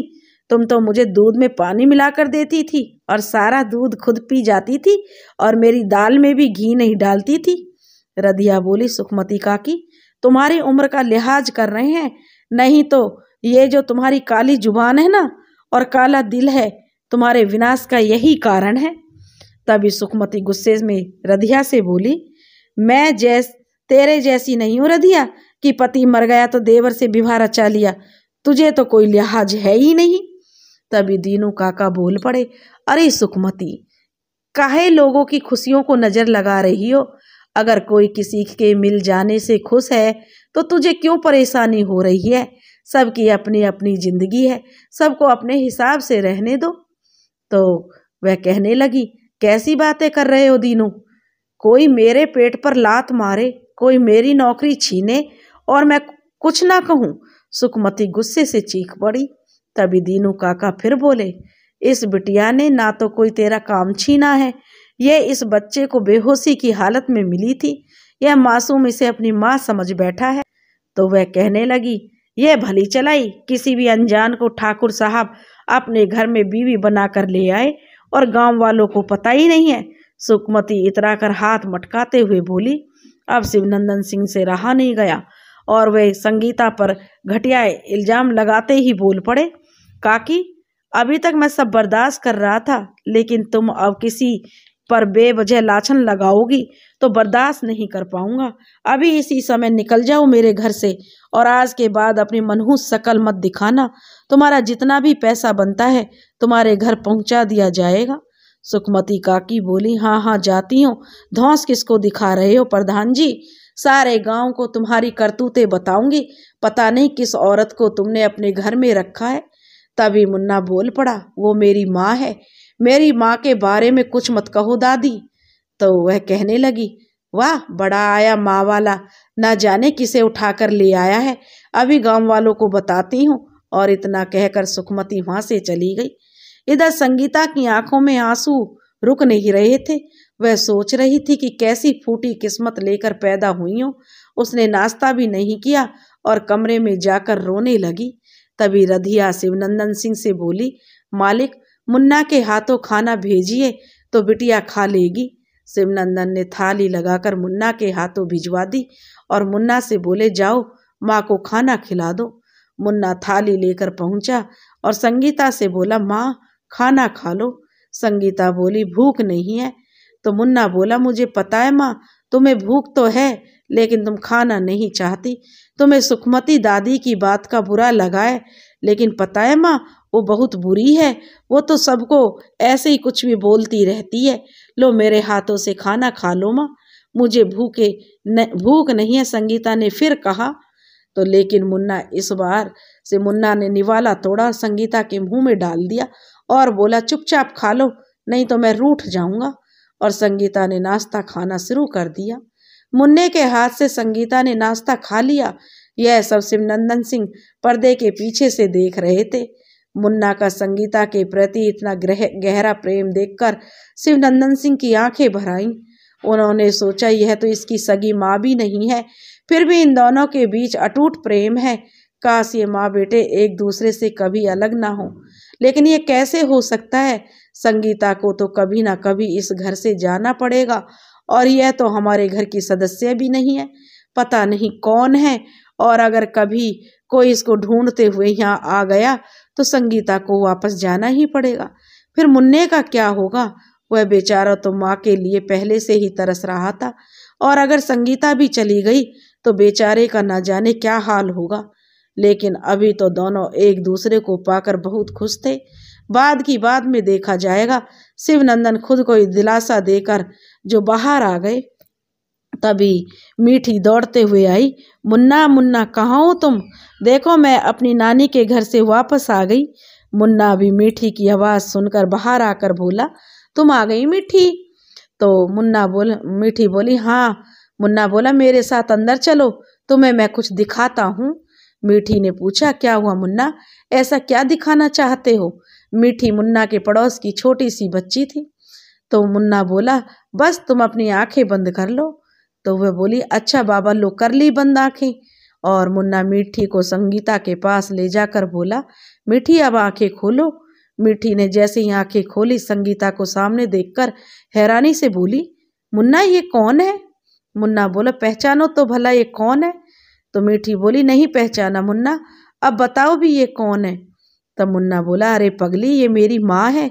पता है, नदी के किनारे पड़ी थी बेचारी, फिर वैद्य जी ने इलाज किया और ठीक होने पर मैं इन्हें अपने घर ले आया। है ना सुंदर मेरी माँ, और खाना भी बहुत अच्छा बनाती हैं। तो मीठी बोली, अच्छा ये तेरी माँ है? तो मीठी बोली, सच में बहुत सुंदर है। फिर मीठी बोली, मैं अपनी माँ को बता कर आती हूँ कि मुन्ना की माँ वापस आ गई है भगवान के घर से। और इतना कहकर मीठी वापस अपने घर चली गई। तभी शिवनंदन सिंह ने मुन्ना से कहा, बेटा, मीठी से क्यों कहा कि ये तुम्हारी माँ है? अब वह अपनी माँ से बता देगी और महाराजिन काकी का उसकी माँ के साथ उठना बैठना है। पता नहीं क्या लगाई बुझाई करें, क्या क्या बोलेंगे तेरी माँ के बारे में। मुन्ना बोला, महाराजिन दादी सच में मेरी माँ को बुरी ही कहेगी। शिवनंदन सिंह बोले, पता नहीं बेटा, लेकिन सुखमती काकी हमसे गुस्सा होकर गई है, इसलिए कुछ कह पाना मुश्किल है। तब मुन्ना बोला, लेकिन बाबा अब क्या करेंगे? तो शिवनंदन सिंह कहने लगे, चिंता मत करो बेटा, जो होगा देखा जाएगा। मीठी अपने साथ अपनी माँ को संगीता से मिलाने के लिए लाई। देखो माँ देखो, यह रही मुन्ना की माँ। कह ही रहा था कि नदी के किनारे बेहोश पड़ी मिली थी। मुन्ना ने वैद्य जी से उनका इलाज कराया है और फिर अपने घर लेकर आया। मीठी अपनी माँ सुमित्रा के साथ एक ही सांस में सारी बातें कह गई। सुमित्रा और मीठी संगीता के सामने थी। सुमित्रा बोली, सच में तुम मुन्ना की माँ हो? तब संगीता बोली, नहीं बहन, मैं तो एक अनाथ बेसहारा हूँ। मेरे माँ बाप तो बचपन में गुजर गए थे। मामा मामी ने सहारा दिया, फिर शादी हुई, पति फौज में थे, वो शहीद हो गए, और अब ना मामा मामी रहे और न ससुराल में कोई है। इसलिए नदी में कूदकर जान देना चाहती थी, लेकिन मुझे क्या पता था कि मेरा भाग्य मुझे मुन्ना से मिला देगा। बरसों से ममता के लिए तरस रहा है, अगर मैं उसको वो ममता दे सकूं तो इसमें क्या बुराई है। इतने कम समय में ही इससे इतना लगाव हो गया है, ऐसा लगता है कि जैसे यह मेरा सगा बेटा है। तो सुमित्रा कहने लगी, अच्छा हुआ बहन, मैं बहुत खुश हूँ, मुन्ना के लिए अनाथ को माँ मिल गई, इससे अच्छा और क्या हो सकता है। अभी मैं जाती हूँ और बाद में फुर्सत से बात करती हूँ। अभी माँ के घर से आई हूँ तो बहुत सा काम पड़ा हुआ है। और इतना कहकर सुमित्रा चली गई। मुन्ना और मीठी आपस में खेलने लगे। तभी गांव के 2-4 बुजुर्ग लोग शिवनंदन के घर आ पहुँचे और उनमें से एक ने आवाज़ लगाई, प्रधान जी जरा बाहर तो आइए। आवाज़ सुनकर शिवनंदन ने बाहर आकर पूछा, अरे आप लोग, कहिए क्या बात है। उनमें से एक ने कहा कि बात तो क्या है, लेकिन वो आपसे संबंधित है। समझ नहीं आ रहा कहाँ से शुरू करूं और कैसे कहूं। आप हमारे गांव के शरीफ इंसानों में गिने जाते हैं, आपसे तो ऐसी उम्मीद बिल्कुल नहीं थी प्रधान जी। शिवनंदन सिंह बोले, ऐसा क्या हुआ? मैंने ऐसी कौन सी गलती कर दी जो कि मुझसे उम्मीद नहीं थी, जो आप ऐसा कह रहे हैं? उनमें से फिर एक ने कहा कि आपकी महाराजन सुखमती ने गांव भर में खबर फैला दी है कि पता नहीं आपके घर में कौन लड़की रह रही है और आप उसे मुन्ना की माँ कह रहे हैं। बिना ब्याह के किसी भी लड़की को अपने घर में रखना उचित नहीं है और आप जैसे सामान्य व्यक्ति को यह शोभा भी नहीं देता। हम सब गांव वाले तो आपसे कब से कह रहे थे कि आप मुन्ना के लिए दूसरा विवाह कर लीजिए, लेकिन आप राजी नहीं हुई है। आप बोले कि सौतेली माँ न जाने कैसा व्यवहार करेंगी मुन्ना के साथ, लेकिन अब इस लड़की का आपके घर में रहना आपको अखर रहा है, या फिर सबके घरों में बहू बेटियां हैं? आप ऐसा कहेंगे तो समाज पर क्या असर पड़ेगा? अब शिवनंदन जी बोले, अच्छा तो आपकी ये समस्या है, मैं जल्दी इसका कुछ समाधान करता हूँ, आप लोग अभी निश्चिंत होकर जाइए। आप लोग तब तक कुछ जलपान ग्रहण कीजिए, मैं अभी लेकर आता हूँ। तभी उनमें से एक ने कहा, नहीं ठाकुर साहब, जब तक आपकी समस्या का समाधान नहीं हो जाता हम आपके घर का जल भी ग्रहण नहीं कर सकते। अब सब जो शिवनंदन सिंह का मन गलानी से भर गया, बहुत ही कष्ट हुआ उनके मन को। वो उस समय खुद को बहुत ही असहाय महसूस कर रहे थे, लेकिन कुछ कर भी नहीं सकते थे। शिवनंदन सिंह ने सबको हाथ जोड़कर राम राम की और क्षमा मांगकर विदा कर दिया। शिवनंदन सिंह लेकिन बहुत ही विकट समस्या से जूझ रहे थे। उन्हें समझ नहीं आ रहा था वे संगीता से जाने के लिए कैसे कहें, अगर कह भी दें तो मुन्ना का क्या होगा। उन्हें अब संतान का मोह सता रहा था। बहुत ही कष्टदायक होता है संतान का मोह, और अब वो उसका समाधान ढूंढने लगे। शिवनंदन सिंह गहरी सोच में थे कि इस समस्या का समाधान कैसे हो।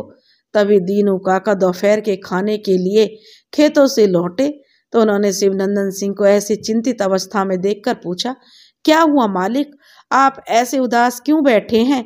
किस सोच में हैं आप? ऐसी कौन सी चिंता आपको सता रही है? इससे पहले तो मैंने आपको कभी इस तरह नहीं देखा। तो शिवनंदन जी कहने लगे, क्या बताऊं दीनू काका, बहुत बड़ी समस्या खड़ी हुई है। तो दीनू काका कहने लगे, ऐसा क्या हुआ मालिक है? ऐसी कौन सी समस्या आ गई? कहीं ऐसा तो नहीं कि सुखमती महाराजिन ने कोई लगाई बुझाई की है? तब वे कहने लगे, हाँ दीनू काका, अभी थोड़ी देर पहले गांव के कुछ बुजुर्ग लोग आए थे। उन लोगों ने कहा है कि मेरे घर का जल भी ग्रहण नहीं करना चाहते जब तक कि संगीता को मेरे घर से नहीं बाहर भेज दोगे। शिवनंदन सिंह दुखी होकर बोले। तो दीनू काका कहने लगे, दुनिया का क्या है मालिक, अपने स्वार्थ के लिए लोग कुछ भी बोलते हैं। आप चिंता मत कीजिए, बस यह बताइए उन लोगों की बातें कहीं संगीता बिटिया ने तो नहीं सुनी? दीनू काका ने शिवनंदन से पूछा। तो शिवनंदन कहने लगे, नहीं काका, संगीता बिटिया को तो मुन्ना, शेरू और मीठी नदी किनारे लेकर गए थे। इस विषय में संगीता को कुछ भी नहीं पता। तो दीनू काका कहने लगा, बहुत अच्छा हुआ मालिक, संगीता बिटिया यह सब सुनती तो न जाने उसके दिल पर क्या गुजरती। तब वह कहने लगे, तभी संगीता के साथ मुन्ना, शेरू और मीठी नदी किनारे से वापस आ गए। घर में फिर चहल पहल मच गई। तभी दीनू काका बोले, बिटिया खाना बन गया क्या? तो संगीता बोली, हाँ काका, मैं सब तैयार करके गई थी, अभी सबके लिए परोसती हूँ। तभी संगीता ने कहा, चलो बच्चों, हाथ मुंह धोकर खाना खाओ। मीठी बोली, लेकिन मुन्ना की माँ, मैं घर जाऊंगी, बहुत देर हो गई है, मेरी माँ इंतजार कर रही होगी। तभी मीठी की माँ सुमित्रा मीठी को बुलाने आ गई और सुमित्रा बोली, चलो सुमित्रा बहन, तुम भी खाना खा लो, संगीता ने कहा। तो सुमित्रा बोली, नहीं बहन, फिर कभी, अभी तो मैं मीठी को लेने आई थी। लेकिन बहन, कल शाम को तुमने बातों बातों में बताया था तुम्हें दही वाली तली मिर्च बहुत पसंद है, लेकिन तुम्हें बनाना नहीं आता। आज मैंने बनाई है, जरा चख लेती तो मुझे अच्छा लगता, संगीता कहने लगी।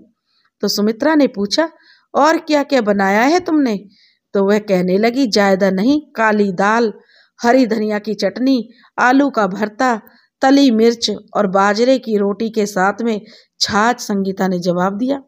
तो सुमित्रा बोली, क्या बहन, इतना कुछ बना लिया और कह रही हो कुछ ज्यादा नहीं? ऐसा करो, मुझे दही वाली तली मिर्च दे दो, बाद में फिर कभी तुम्हारे हाथों का खाना चखूंगी। सुमित्रा बोली, ठीक है। सुमित्रा ने कहा तो संगीता बोली, ठीक है, मैं अभी लेकर आई। और संगीता अंदर से तली मिर्च लाकर सुमित्रा को दे दी। सुमित्रा तली मिर्च लेकर मीठी के साथ घर चली गई। सबने दोपहर का खाना खाया और फिर सब अपने अपने काम में लग गए। शाम होने को थी। रधिया शाम के बर्तन मांजने को आ चुकी थी। दीनू काका जानवरों को दाना पानी डाल रहे थे। तभी सामने सुमित्रा के घर से सुखमती महाराजिन आई और आते ही सुमित्रा से बोली, कैसी हो सुमित्रा बहू, कब लौटी पीहर से? सुमित्रा बोली, ठीक हूँ काकी, अभी कल सुबह ही तो लौटी हूँ। तो सुखमती बोली, आ तो गई हो, लेकिन कुछ पता है अपने पड़ोसियों के बारे में? तो सुमित्रा बोली, क्या हुआ काकी, सब ठीक तो है। बेचारे मुन्ना को माँ मिल गई, कब से ममता के लिए तरस रहा था बेचारा, अब देखो वो कितना खुश है। और संगीता भी तो इस पे अपनी जान न्यौछावर करती है, किसी की नजर न लगे माँ बेटे के प्यार को। सुखमती कहने लगी, अरे काहे का माँ बेटे का प्यार, प्रधान जी की नजरों में खोट आ गया है। तुमने देखा नहीं बहू, ठाकुर साहब की उम्र में से जो है लड़की कितनी छोटी है, 10 साल का फर्क होगा दोनों की उम्र में। जवान लड़की देखी नहीं कि अपनी सारी मान मर्यादा भूल गए। तुम्हारी भी तो बेटी है, उस घर में जाती है, कल को उसके ऊपर इन बातों का फर्क पड़ेगा। अभी तुम्हें जिंदगी का तजुर्बा नहीं है बहू, इसलिए तुम इन बातों को हल्के में ले रही हो। तुम ही सोच कर देखो भला, कोई भी अनजानी पराई लड़की ठाकुर साहब के घर में आ जाती है और उसे मुन्ना जो माँ की पदवी दे देता है, ऐसा कहीं होता है भला? समाज कुछ भी नहीं होता, समाज की रजामंदी कुछ भी मायने नहीं रखती। और उस लड़की का क्या है, उसके आगे पीछे कोई नहीं है, उसकी प्रतिष्ठा पर नहीं, ठाकुर साहब की प्रतिष्ठा पर असर पड़ रहा है ना। बिन ब्याही के कोई भी लड़की किसी गैर मर्द के यहाँ कैसे रह सकती है? समाज थू थू कर रहा है ठाकुर साहब की ऊपर। सुखमती ने इतना सब एक साथ कहा तो सुमित्रा बोली, लेकिन काकी लड़की तो भली है। सुखमती बोली, किसने देखा है, ऐसे भोले लोग दुनिया में बहुत मिलते हैं और मतलब पूरा होने पर चलते बनते हैं। सुमित्रा कहने लगी, नहीं काकी, संगीता तो ऐसी नहीं दिखती। तो काकी कहने लगी, शुरू में सब सीधे ही दिखते हैं सुमित्रा बहू, अब मुझे क्या लेना देना, तुम्हारे पड़ोसी हैं, तुम्हारा व्यवहार तुम जानो, मैं तो चली अपने घर। और इतना कहकर सुखमती आग में घी डालकर चली गई। तभी मीठी बोली, माँ रही हो? तो सुमित्रा बोली, नहीं, अभी तू कहीं किसी के घर खेलने नहीं जाएगी। मीठी बोली, लेकिन क्यों माँ? तो सुमित्रा गुस्से में बोली, मैंने कहा ना कि मुन्ना के घर नहीं जाएगी तो बस नहीं जाएगी। और फिर मीठी का हाथ पकड़कर सुमित्रा घर के अंदर ले गई। यह सब रधिया ने सब देख लिया और अंदर जाकर शिवनंदन से कह सुनाया। शिवनंदन सिंह पहले से ही परेशान थे, अब और भी ज्यादा परेशान हो गए। शिवनंदन ने रात्रि का भोजन भी ठीक से नहीं किया और रात भर चिंता में सो भी नहीं सके। दूसरे दिन जैसे ही संगीता बाहर निकली, सुमित्रा दरवाजा बंद करके फौरन अंदर चली गई। संगीता को सुमित्रा का ऐसा व्यवहार अच्छा नहीं लगा, वो मन मसोस कर रह गई। संगीता का मन किसी काम में नहीं लग रहा था। दोपहर होने वाली थी, तभी सुखमती गांव के कुछ बुजुर्ग महिलाओं और पुरुषों के साथ शिवनंदन के घर आ पहुंची। उनमें से एक बुजुर्ग बोले, तो प्रधान जी, आपने क्या फैसला लिया है? शिवनंदन जी बोले, मुन्ना बहुत ही स्नेह रखता है उस लड़की से, उसे माँ मानता है और वो भी पूरी तरह ममता उस पर लुटाती है। मुझे कुछ भी नहीं सूझ रहा, कोई भी रास्ता दिखाई नहीं दे रहा। तब वह बुजुर्ग कहने लगे, लेकिन ठाकुर साहब, बिना ब्याह के कोई लड़की ऐसे कैसे आपके घर रह सकती है? समाज में रहकर आप ऐसा कैसे कर सकते हैं? और तभी सुखमती बोली, बुलाइए उसे बाहर, हम लोग बात करते हैं उससे। तभी दीनू काका भी खेतों से आ पहुंचे और रधिया पहले से मौजूद थी। दीनू काका बोले, मैं बुलाता हूँ संगीता बिटिया को। दीनू काका ने संगीता को आवाज दी, संगीता बेटी जरा बाहर आना। डरी सहमी सी संगीता सिर पर पल्लू किए हुए बाहर आई। दीनू काका ने सबके सामने पूछा, क्या तुम बच्चे से सचमुच प्यार करती हो? संगीता ने अपनी गर्दन नीचे करते हुए कहा, हाँ, में सिर हिला दिया। तभी सुखमती बोल पड़ी, तो क्या किसी भी राह चलती औरत को मुन्ना की माँ बनाकर इस घर में ले आओगे? पता नहीं कहाँ से आई है, कौन है, ऐसी बहुत सी बाजारू औरतें ऐसी ही घूमती रहती हैं। अपना मतलब पूरा होने पर पता नहीं कब बच्चे और ठाकुर साहब का गला काट कर चलती बने। अब शिवनंदन सिंह के बर्दाश्त से बाहर हो गया। वो सबके सामने चीख कर बोले, बस बस करिए आप सब, एक मासूम विधवा पर कोई भी झूठे लाछन लगाए दे रहा है। वो मेरे बच्चे की माँ है और अरे सालों बाद तो मैंने अपने बेटे को इतना खुश देखा है। आप लोगों को रिश्ते से ही मतलब है तो ठीक है, और इतना कहकर शिवनंदन सिंह अंदर आ गए और फिर गुस्से में तमतमाते हुए बाहर आकर मुट्ठी भर सिंदूर संगीता की मांग में भर दिया और बोले, लो आज से यह मेरी पत्नी हो गई मेरी ब्याहता। अब तो आप लोगों को कोई कष्ट नहीं होगा। अब हो गई सबको तसल्ली, यही चाहते थे ना आप लोग। अब कृपया करके आप लोग यहाँ से प्रस्थान कर जाएं। अभी मैं ना तो कुछ सुनने और ना ही कुछ कहने के लायक हूँ, खुद को व्यवस्थित करना चाहता हूँ। और इतना कहकर सब लोग वहाँ से चले गए। सबके जाने के बाद पता नहीं संगीता को क्या हुआ, ऐसे ही खड़े खड़े वह गिरकर बेहोश हो गई। रदिया भाग कर आई और संगीता को उठाने के लिए शिवनंदन सिंह भागकर अंदर से ठंडा पानी लेकर आए। रदिया ने पानी संगीता के चेहरे पर छिड़का और पानी पड़ते ही संगीता को होश आ गया। होश आते ही संगीता रदिया से लिपट लिपट कर फूट फूट कर रोने लगी। और यह सब क्या हो गया, इसकी आशा नहीं थी मुझे।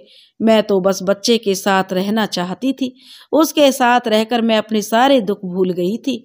लेकिन यह सब जो हुआ, पता नहीं क्या लिखा है मेरी किस्मत में। संगीता रोए जा रही थी। रदिया बोली, चुप हो जाओ बिटिया, अब रोने से कुछ नहीं होने वाला।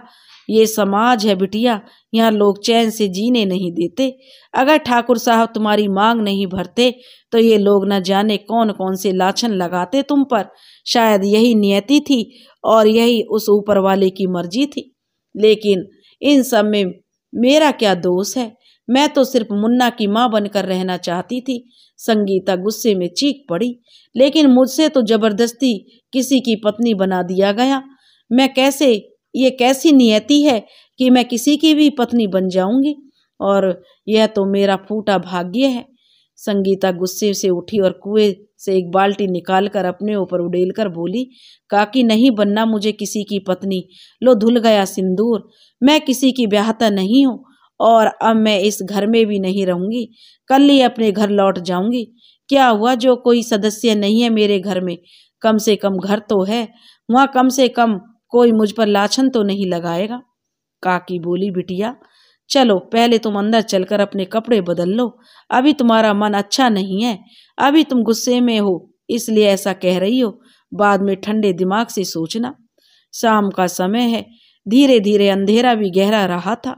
लेकिन शिवनंदन सिंह के घर में रोज की तरह चहल पहल नहीं थी। आज तो ना अभी तक घर की रोशनी हुई थी और ना ही रसोई में चूल्हा जला था। दीनू काका भी अपना काम कर रहे हैं। उधर मुन्ना बार बार संगीता से कह रहा है, क्या हुआ माँ, आज तुम बोल क्यों नहीं रही हो और इस तरह से अंधेरे में क्यों बैठी हो? चलो ना, मुझे भूख लगी है, खाना बना दो। मुन्ने की बात सुनकर शिवनंदन जी बोले, बेटा मुन्ना इधर तो आना। तो वह कहने लगा, क्या हुआ बाबा, आपने मुझे क्यों बुलाया? तो शिवनंदन जी कहने लगे, कुछ नहीं बेटा, आज तुम मेरे पास रहो। आज तुम्हारी माँ की तबीयत ठीक नहीं है, ना तो उसे आराम करने दो और खाना मैं बनाए देता हूँ। तो मुन्ना बोला, ठीक है बाबा, मुझे पता नहीं था आज माँ की तबीयत ठीक नहीं है, अब मैं उसे परेशान नहीं करूँगा। तब शिवनंदन सिंह ने मुन्ना से पूछा, ठीक है मेरा प्यारा मुन्ना, अच्छा बोल तो क्या खाना बनाऊं तेरे लिए? तो मुन्ना बोला, कुछ भी बना लो बाबा, मैं सब खा लूँगा।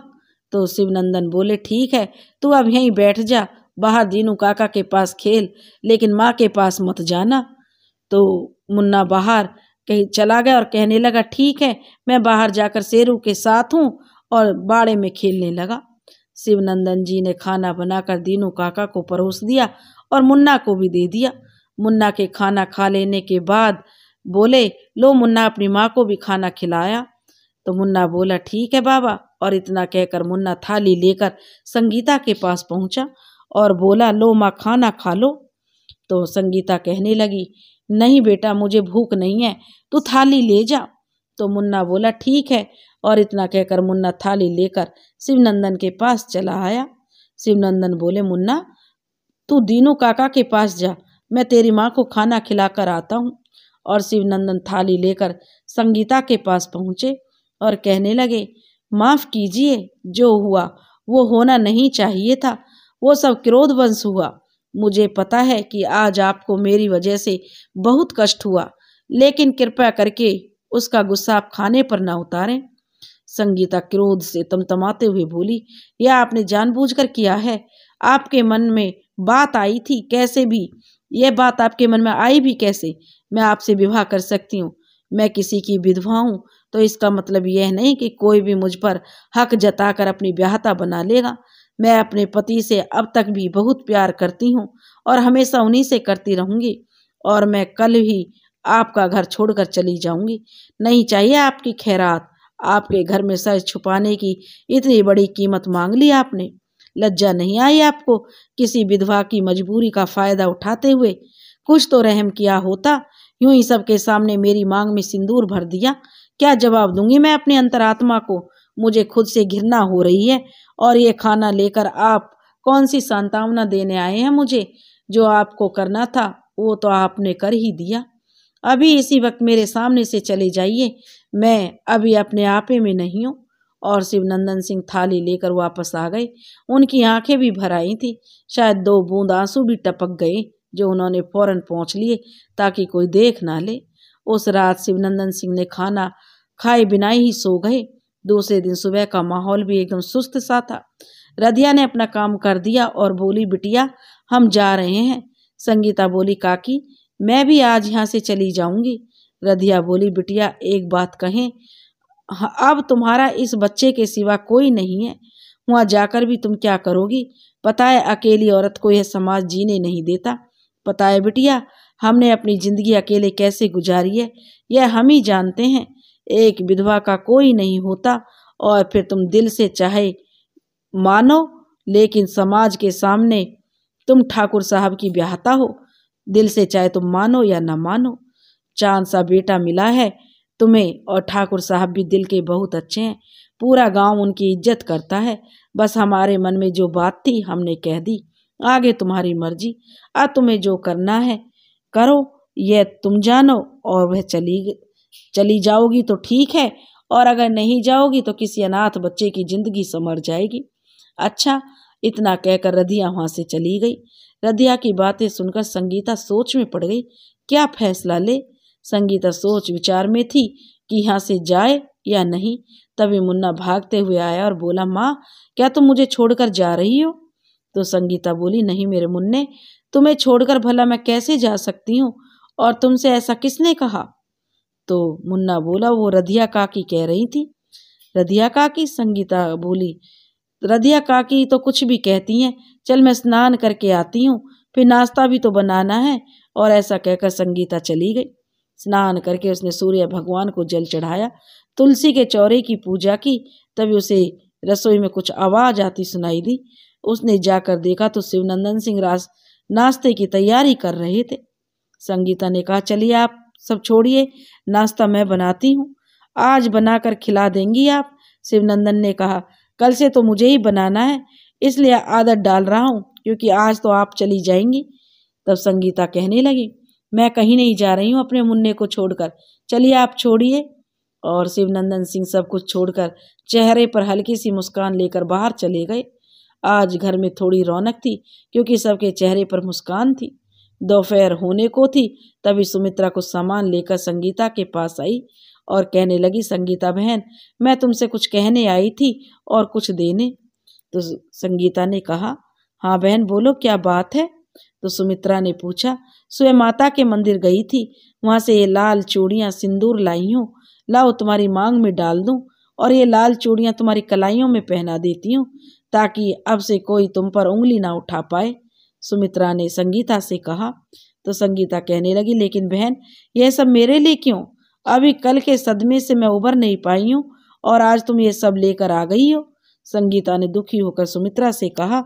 तो सुमित्रा कहने लगी, लेकिन बहन यह सब करने से अगर तुम पर लोग उंगली उठाना बंद कर देते हैं तो क्या बुराई है? यह सब करने से समाज का मुंह बंद होता है तो क्या बुरा है? तो सुमित्रा ने कहा। तो संगीता कहने लगी, और सुमित्रा ने जो संगीता की मांग में सिंदूर भरकर कलाइयों में लाल चूड़ियां पहनाकर चली गई। संगीता फौरन भागकर अंदर गई और आईने में खुद को देखने लगी। उसे आज फिर से अपनी मांग में सिंदूर भरा देखकर, कलाइयों में चूड़ियां देखकर अच्छा लगा। तभी दोपहर का खाना खाने दीनू काका पहुंचे। उन्होंने संगीता को इस रूप में देखकर कहा, अच्छी लग रही हो बिटिया, भगवान तुम्हें हमेशा खुश रखे। और संगीता अपनी पलकें नीचे करके लजाते हुए बोली, काका अभी खाना लेकर आती हूँ। दीनू काका भी मन ही मन मुस्कुराते हुए बोले, बिटिया तुम्हारे लिए यही सही है और यहाँ तुम हमेशा खुश रहोगी। काश तुम्हारे मन में मालिक के लिए भी प्रेम पनप जाए। संगीता ने सबके लिए खाना परोसकर सबको बुलाया। शिवनंदन सिंह खाना खाने रसोई में पहुंचे और संगीता का ऐसा रूप देखकर अंदर ही अंदर प्रसन्न हो गए। शाम को रदिया बर्तन मांजने आई। संगीता से पूछा, बिटिया तुम गई नहीं? तो संगीता ने कहा, ना जा पाई काकी, मुन्ने का मुंह देखकर रह गई। तो काकी कहने लगी, हम तो कहेंगे कि बिटिया तुम्हारे लिए यही सही है और आज मांग में सिंदूर भरकर अच्छी लग रही हो। हमेशा इसी तरह श्रृंगार में दिखा करो, हमारा आशीर्वाद है। रदिया काकी ने कहा तो संगीता ने सदा सुहागनों की तरह रहना शुरू कर दिया था, लेकिन शिवनंदन को वह अभी भी माफ नहीं कर पाई थी। अब संगीता को शिवनंदन के घर में रहते हुए 2 महीने बीत गए। उसने बाड़े को हरा भरा बना दिया, कई जगह फूलों के पौधे लगा दिए, कहीं पर गुलाब गुड़हल के पौधे, कुछ मिर्च बैंगन और धनिया भी लगा दिया था। जो भी आता घर की शोभा देखकर मंत्रमुग्ध हो जाता और कहता, ठाकुर साहब सही कहा, घर में जो बिना औरत के शोभा नहीं रहती, घर की शोभा तो औरत से ही होती है। शिवनंदन इतना सुनते ही खुश हो जाते, लेकिन अपने लिए वे संगीता की नाराजगी देखकर उनका मन हमेशा उदास रहता। वो जब कभी संगीता को दूर से निहारने लगते, लेकिन जैसे ही संगीता उनकी तरफ देखती तो ये नजरें दूसरी ओर फेर लेते। दीनू काका और रधिया की पार की नजरों से छुपा नहीं था और दोनों ही चाहते थे कि संगीता और शिवनंदन एक हो जाएं, उनके बीच की दूरियां मिट जाएं। अगर भगवान ने दोनों को जोड़ा है तो बीच में गांठ क्यों रह गई? ऐसे ही दिन बीतते जा रहे थे। शिवनंदन संगीता को पसंद करने लगे और करें भी क्यों नहीं पसंद। संगीता जैसी सुघड़ गृहिणी ने उनके बच्चे और बिखरे हुए घर को संवार दिया था। संगीता के आने से उनका घर घर जैसा लगने लगा था। उनके घर में संगीता का आना कुछ इस तरह से था जैसे मृत शरीर में प्राण आ गए हों। लेकिन संगीता शिवनंदन सिंह के मन के भावों को समझकर भी अनदेखा कर रही थी। वह शिवनंदन सिंह को मन से क्षमा नहीं कर पा रही थी, लेकिन कभी कभी सोचती भी थी, प्रधान साहब ने तो इतना बड़ा अपराध भी नहीं किया जो क्षमा ना किया जा सके। उस समय उनके पास भी तो इसके सिवा कोई और चारा नहीं था। ऐसा तो नहीं है कि मैं उन्हें बेवजह नाराज हूँ, बस दोनों के मन में उलझनों भरे भाव थे, लेकिन एक दूसरे से दोनों व्यक्त करने में असमर्थ थे। तभी एक रोज शिवनंदन सिंह ने एक दोस्त के घर शादी में का न्योता आया। शिवनंदन सिंह के दोस्त की भतीजी की शादी थी। दोनों दोस्त बचपन के दोस्त थे और साथ में पढ़े भी थे। न्योता मिलने पर शिवनंदन सिंह ने संगीता से कहा, सुनिए। संगीता थोड़ा हटकर बोली, जी कहिए, मेरे पास ज़्यादा समय नहीं है। तो शिवनंदन जी कहने लगे, वो मैं ये कह रहा था, मेरे दोस्त की भतीजी की शादी है और हमें उसमें अवश्य ही आशीर्वाद देने जाना पड़ेगा और आप जरा तैयारी कर लें। जो भी आपको खरीदना है तो खरीद लीजिए। सुमित्रा भाभी के साथ बाजार जाकर ले आइएगा। ये रहे रुपए और बिटिया के लिए विवाह में देने के लिए कोई तोहफा भी खरीद लीजिएगा और हो सके तो आज और कल में सारी तैयारी हो जाए, क्योंकि परसों हमें निकलना होगा। तो संगीता फिर तो नक्कर बोली, ठीक है, मैं सब कर लूँगी, लेकिन दीनू काका का क्या होगा? उनके लिए खाना कौन बनाएगा? शिवनंदन बोले, आप चिंता ना करो, मैं उनका कुछ ना कुछ इंतजाम कर दूंगा। और संगीता ने सुमित्रा को बुलवा लिया। सुमित्रा बहन, हम लोगों को एक शादी में जाना है, क्या आप हमारे साथ खरीदारी के लिए चल सकती हो? संगीता ने पूछा। तो सुमित्रा बोली, हाँ क्यों नहीं, यह भी कोई पूछने वाली बात है। लेकिन बहन, संगीता कहने लगी, अगर मैं शादी में चली गई तो दीनू काका का क्या होगा? तो सुमित्रा बोली, बस इतनी सी बात, वो सब मैं देख लूंगी, तुम चिंता मत करो, जाने की तैयारी करो। सुमित्रा और संगीता ने साथ मिलकर खरीदारी पूरी की। जिस रोज संगीता को जाना था, रधिया बोली, ठहरो बिटिया, हम सुमित्रा बिटिया को बुला कर लाते हैं, वो तुम्हें अच्छे से ठीक तैयार कर देंगी। और सुमित्रा आ पहुंची, संगीता को तैयार करने लगी। सुमित्रा को आते हुए देखकर शिवनंदन सिंह बोले, सुमित्रा भाभी, उनसे कहिए कि जो संदूक में गहने रखे हैं वो भी पहन ले। मैं कहूँगा तो नहीं पहनेगी, लेकिन आप कहेंगी तो आपकी बात जरूर मान लेगी।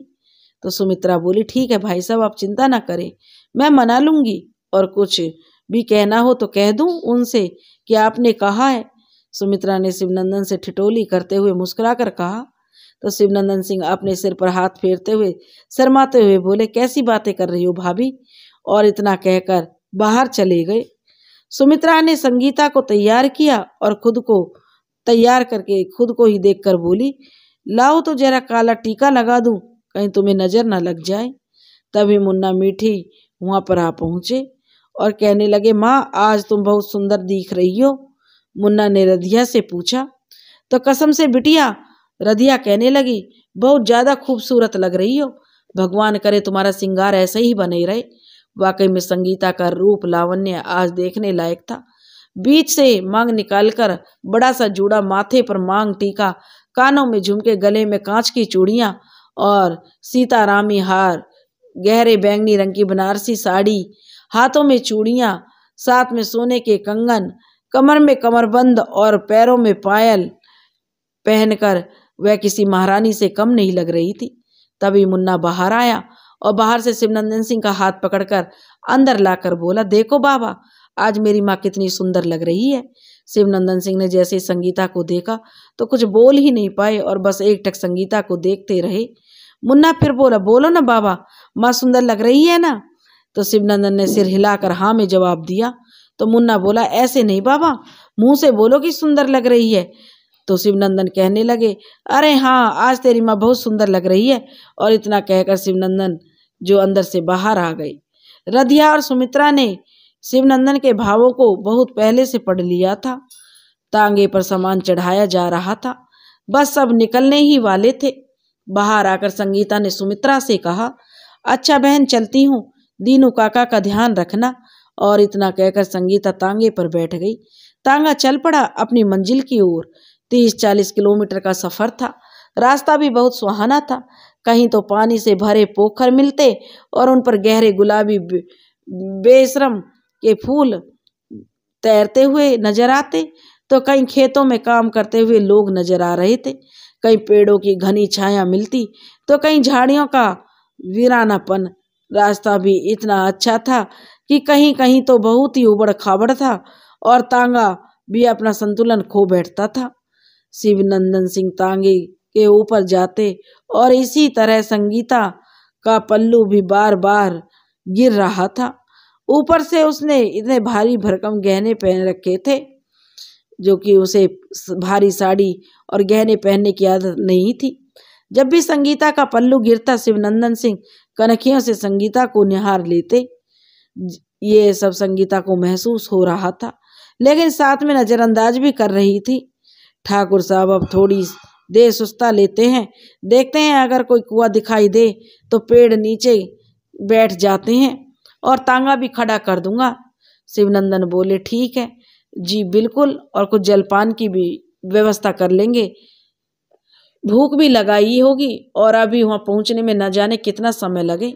तभी एक जगह एक कुआं दिखाई दिया, वहां पेड़ों की घनी छाया दिखाई दी। तांगे वाला बोला, यह जगह ठीक रहेगी, यहाँ तांगा रोक दें। और शायद वह पहले से ही एक तांगा और भी खड़ा था।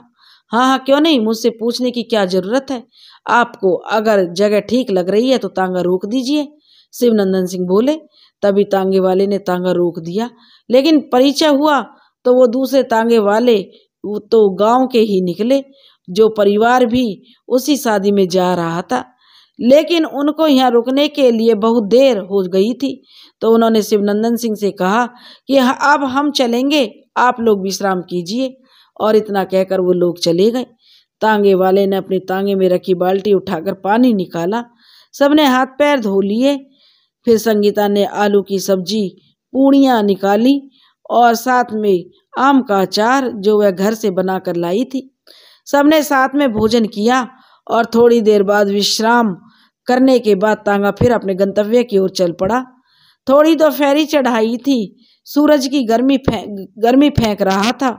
अब मुन्ना संगीता की गोदी में सर रखकर सो गया था और अब संगीता भी बार बार आँख झपका रही थी और यह सब शिवनंदन जी देख रहे थे। फिर से एक बार संगीता की आंखें झपकी लेकर, लेकिन इस बार शिवनंदन सिंह ने अपने कंधे का सहारा देकर संगीता के सिर को टिका लिया और संगीता ठीक से सो गई। थोड़ी देर बाद संगीता की आंखें खुली तो उसने देखा कि वो शिवनंदन सिंह के कंधे से टिकी हुई है। झटपट अपना सिर उसके कंधे से हटाकर शिवनंदन को घूर कर देखने लगी।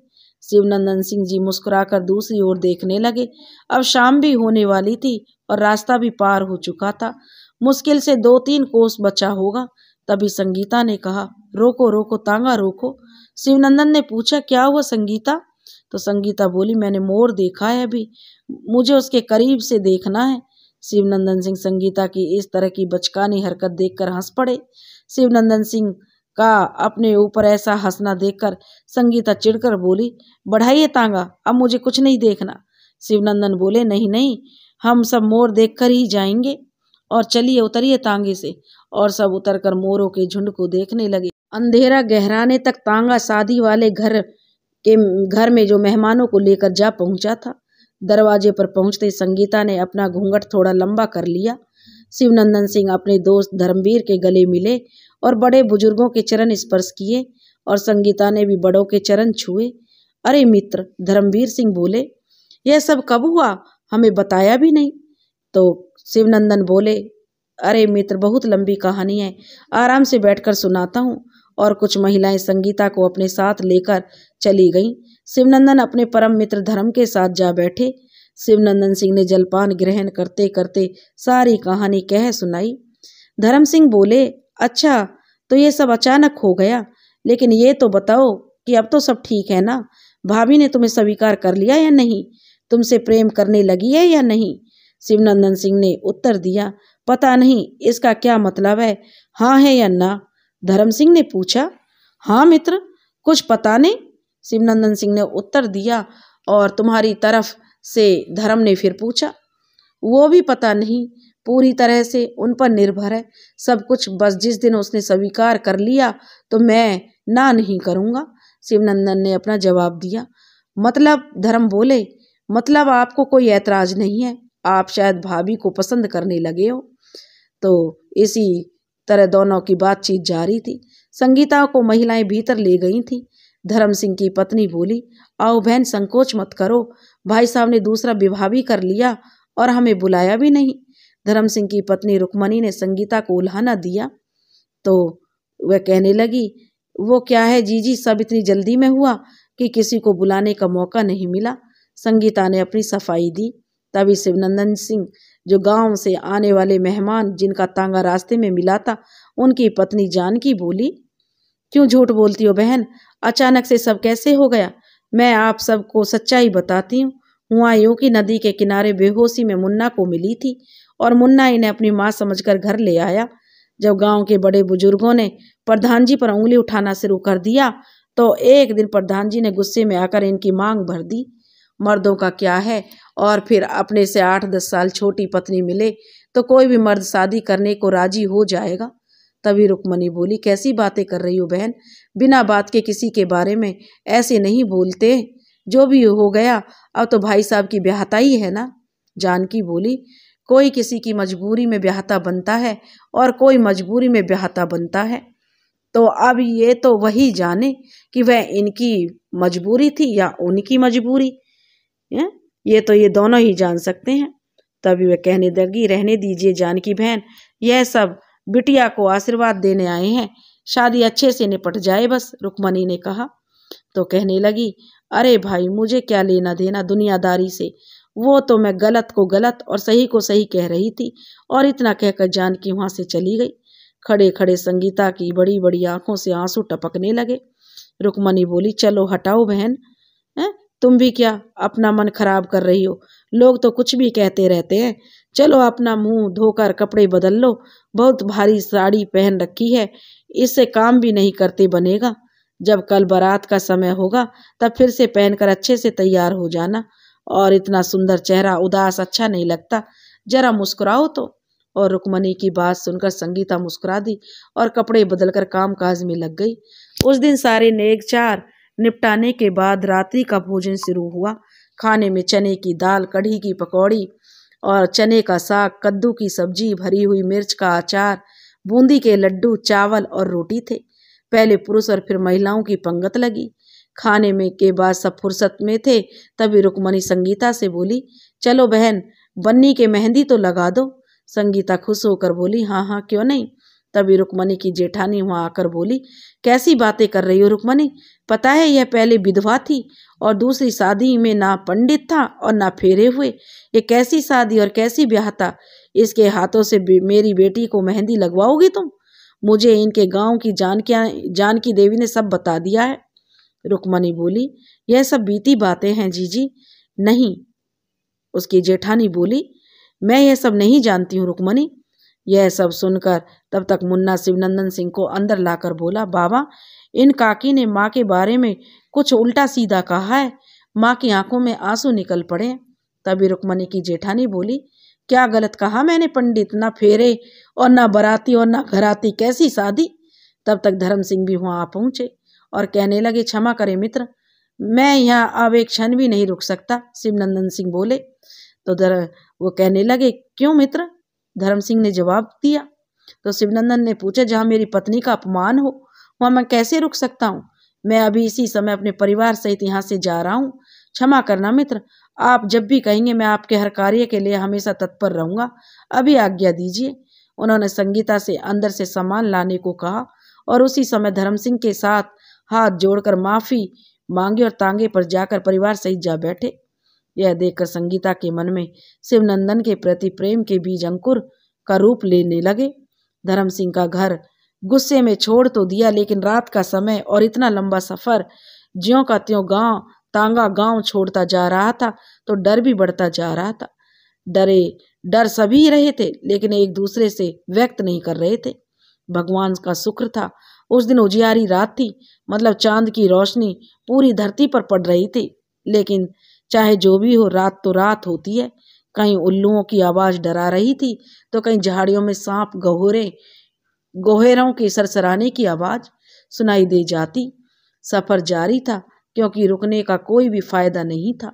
तभी अचानक ना जाने कहां से 2-3 डाकू झाड़ियों में से बड़ी बड़ी कटारों के साथ निकले और तांगा रुकवाकर तांगे वाले और शिवनंदन को पकड़ लिया और बोले, क्या क्या सामान है निकालो। शिवनंदन सिंह ने अपनी घड़ी, अंगूठी, चैन और बटुआ निकाल कर दे दिया। उनमें से एक बोला, तांगे में जो महिला है उससे कहो कि अपने सब गहने दे दे, नहीं तो अभी तुम्हारा गला रेत दूंगा। यह सुनकर संगीता तांगे से उतर कर आई और बोली, ऐसा ना कहें भाई जी, ये रहे मेरे सारे गहने और कृपया करके इन्हें छोड़ दीजिए। डाकू बोला, तुमने हमें भाई कहा है। बहन बिना गाली के हमसे कोई बात नहीं करता।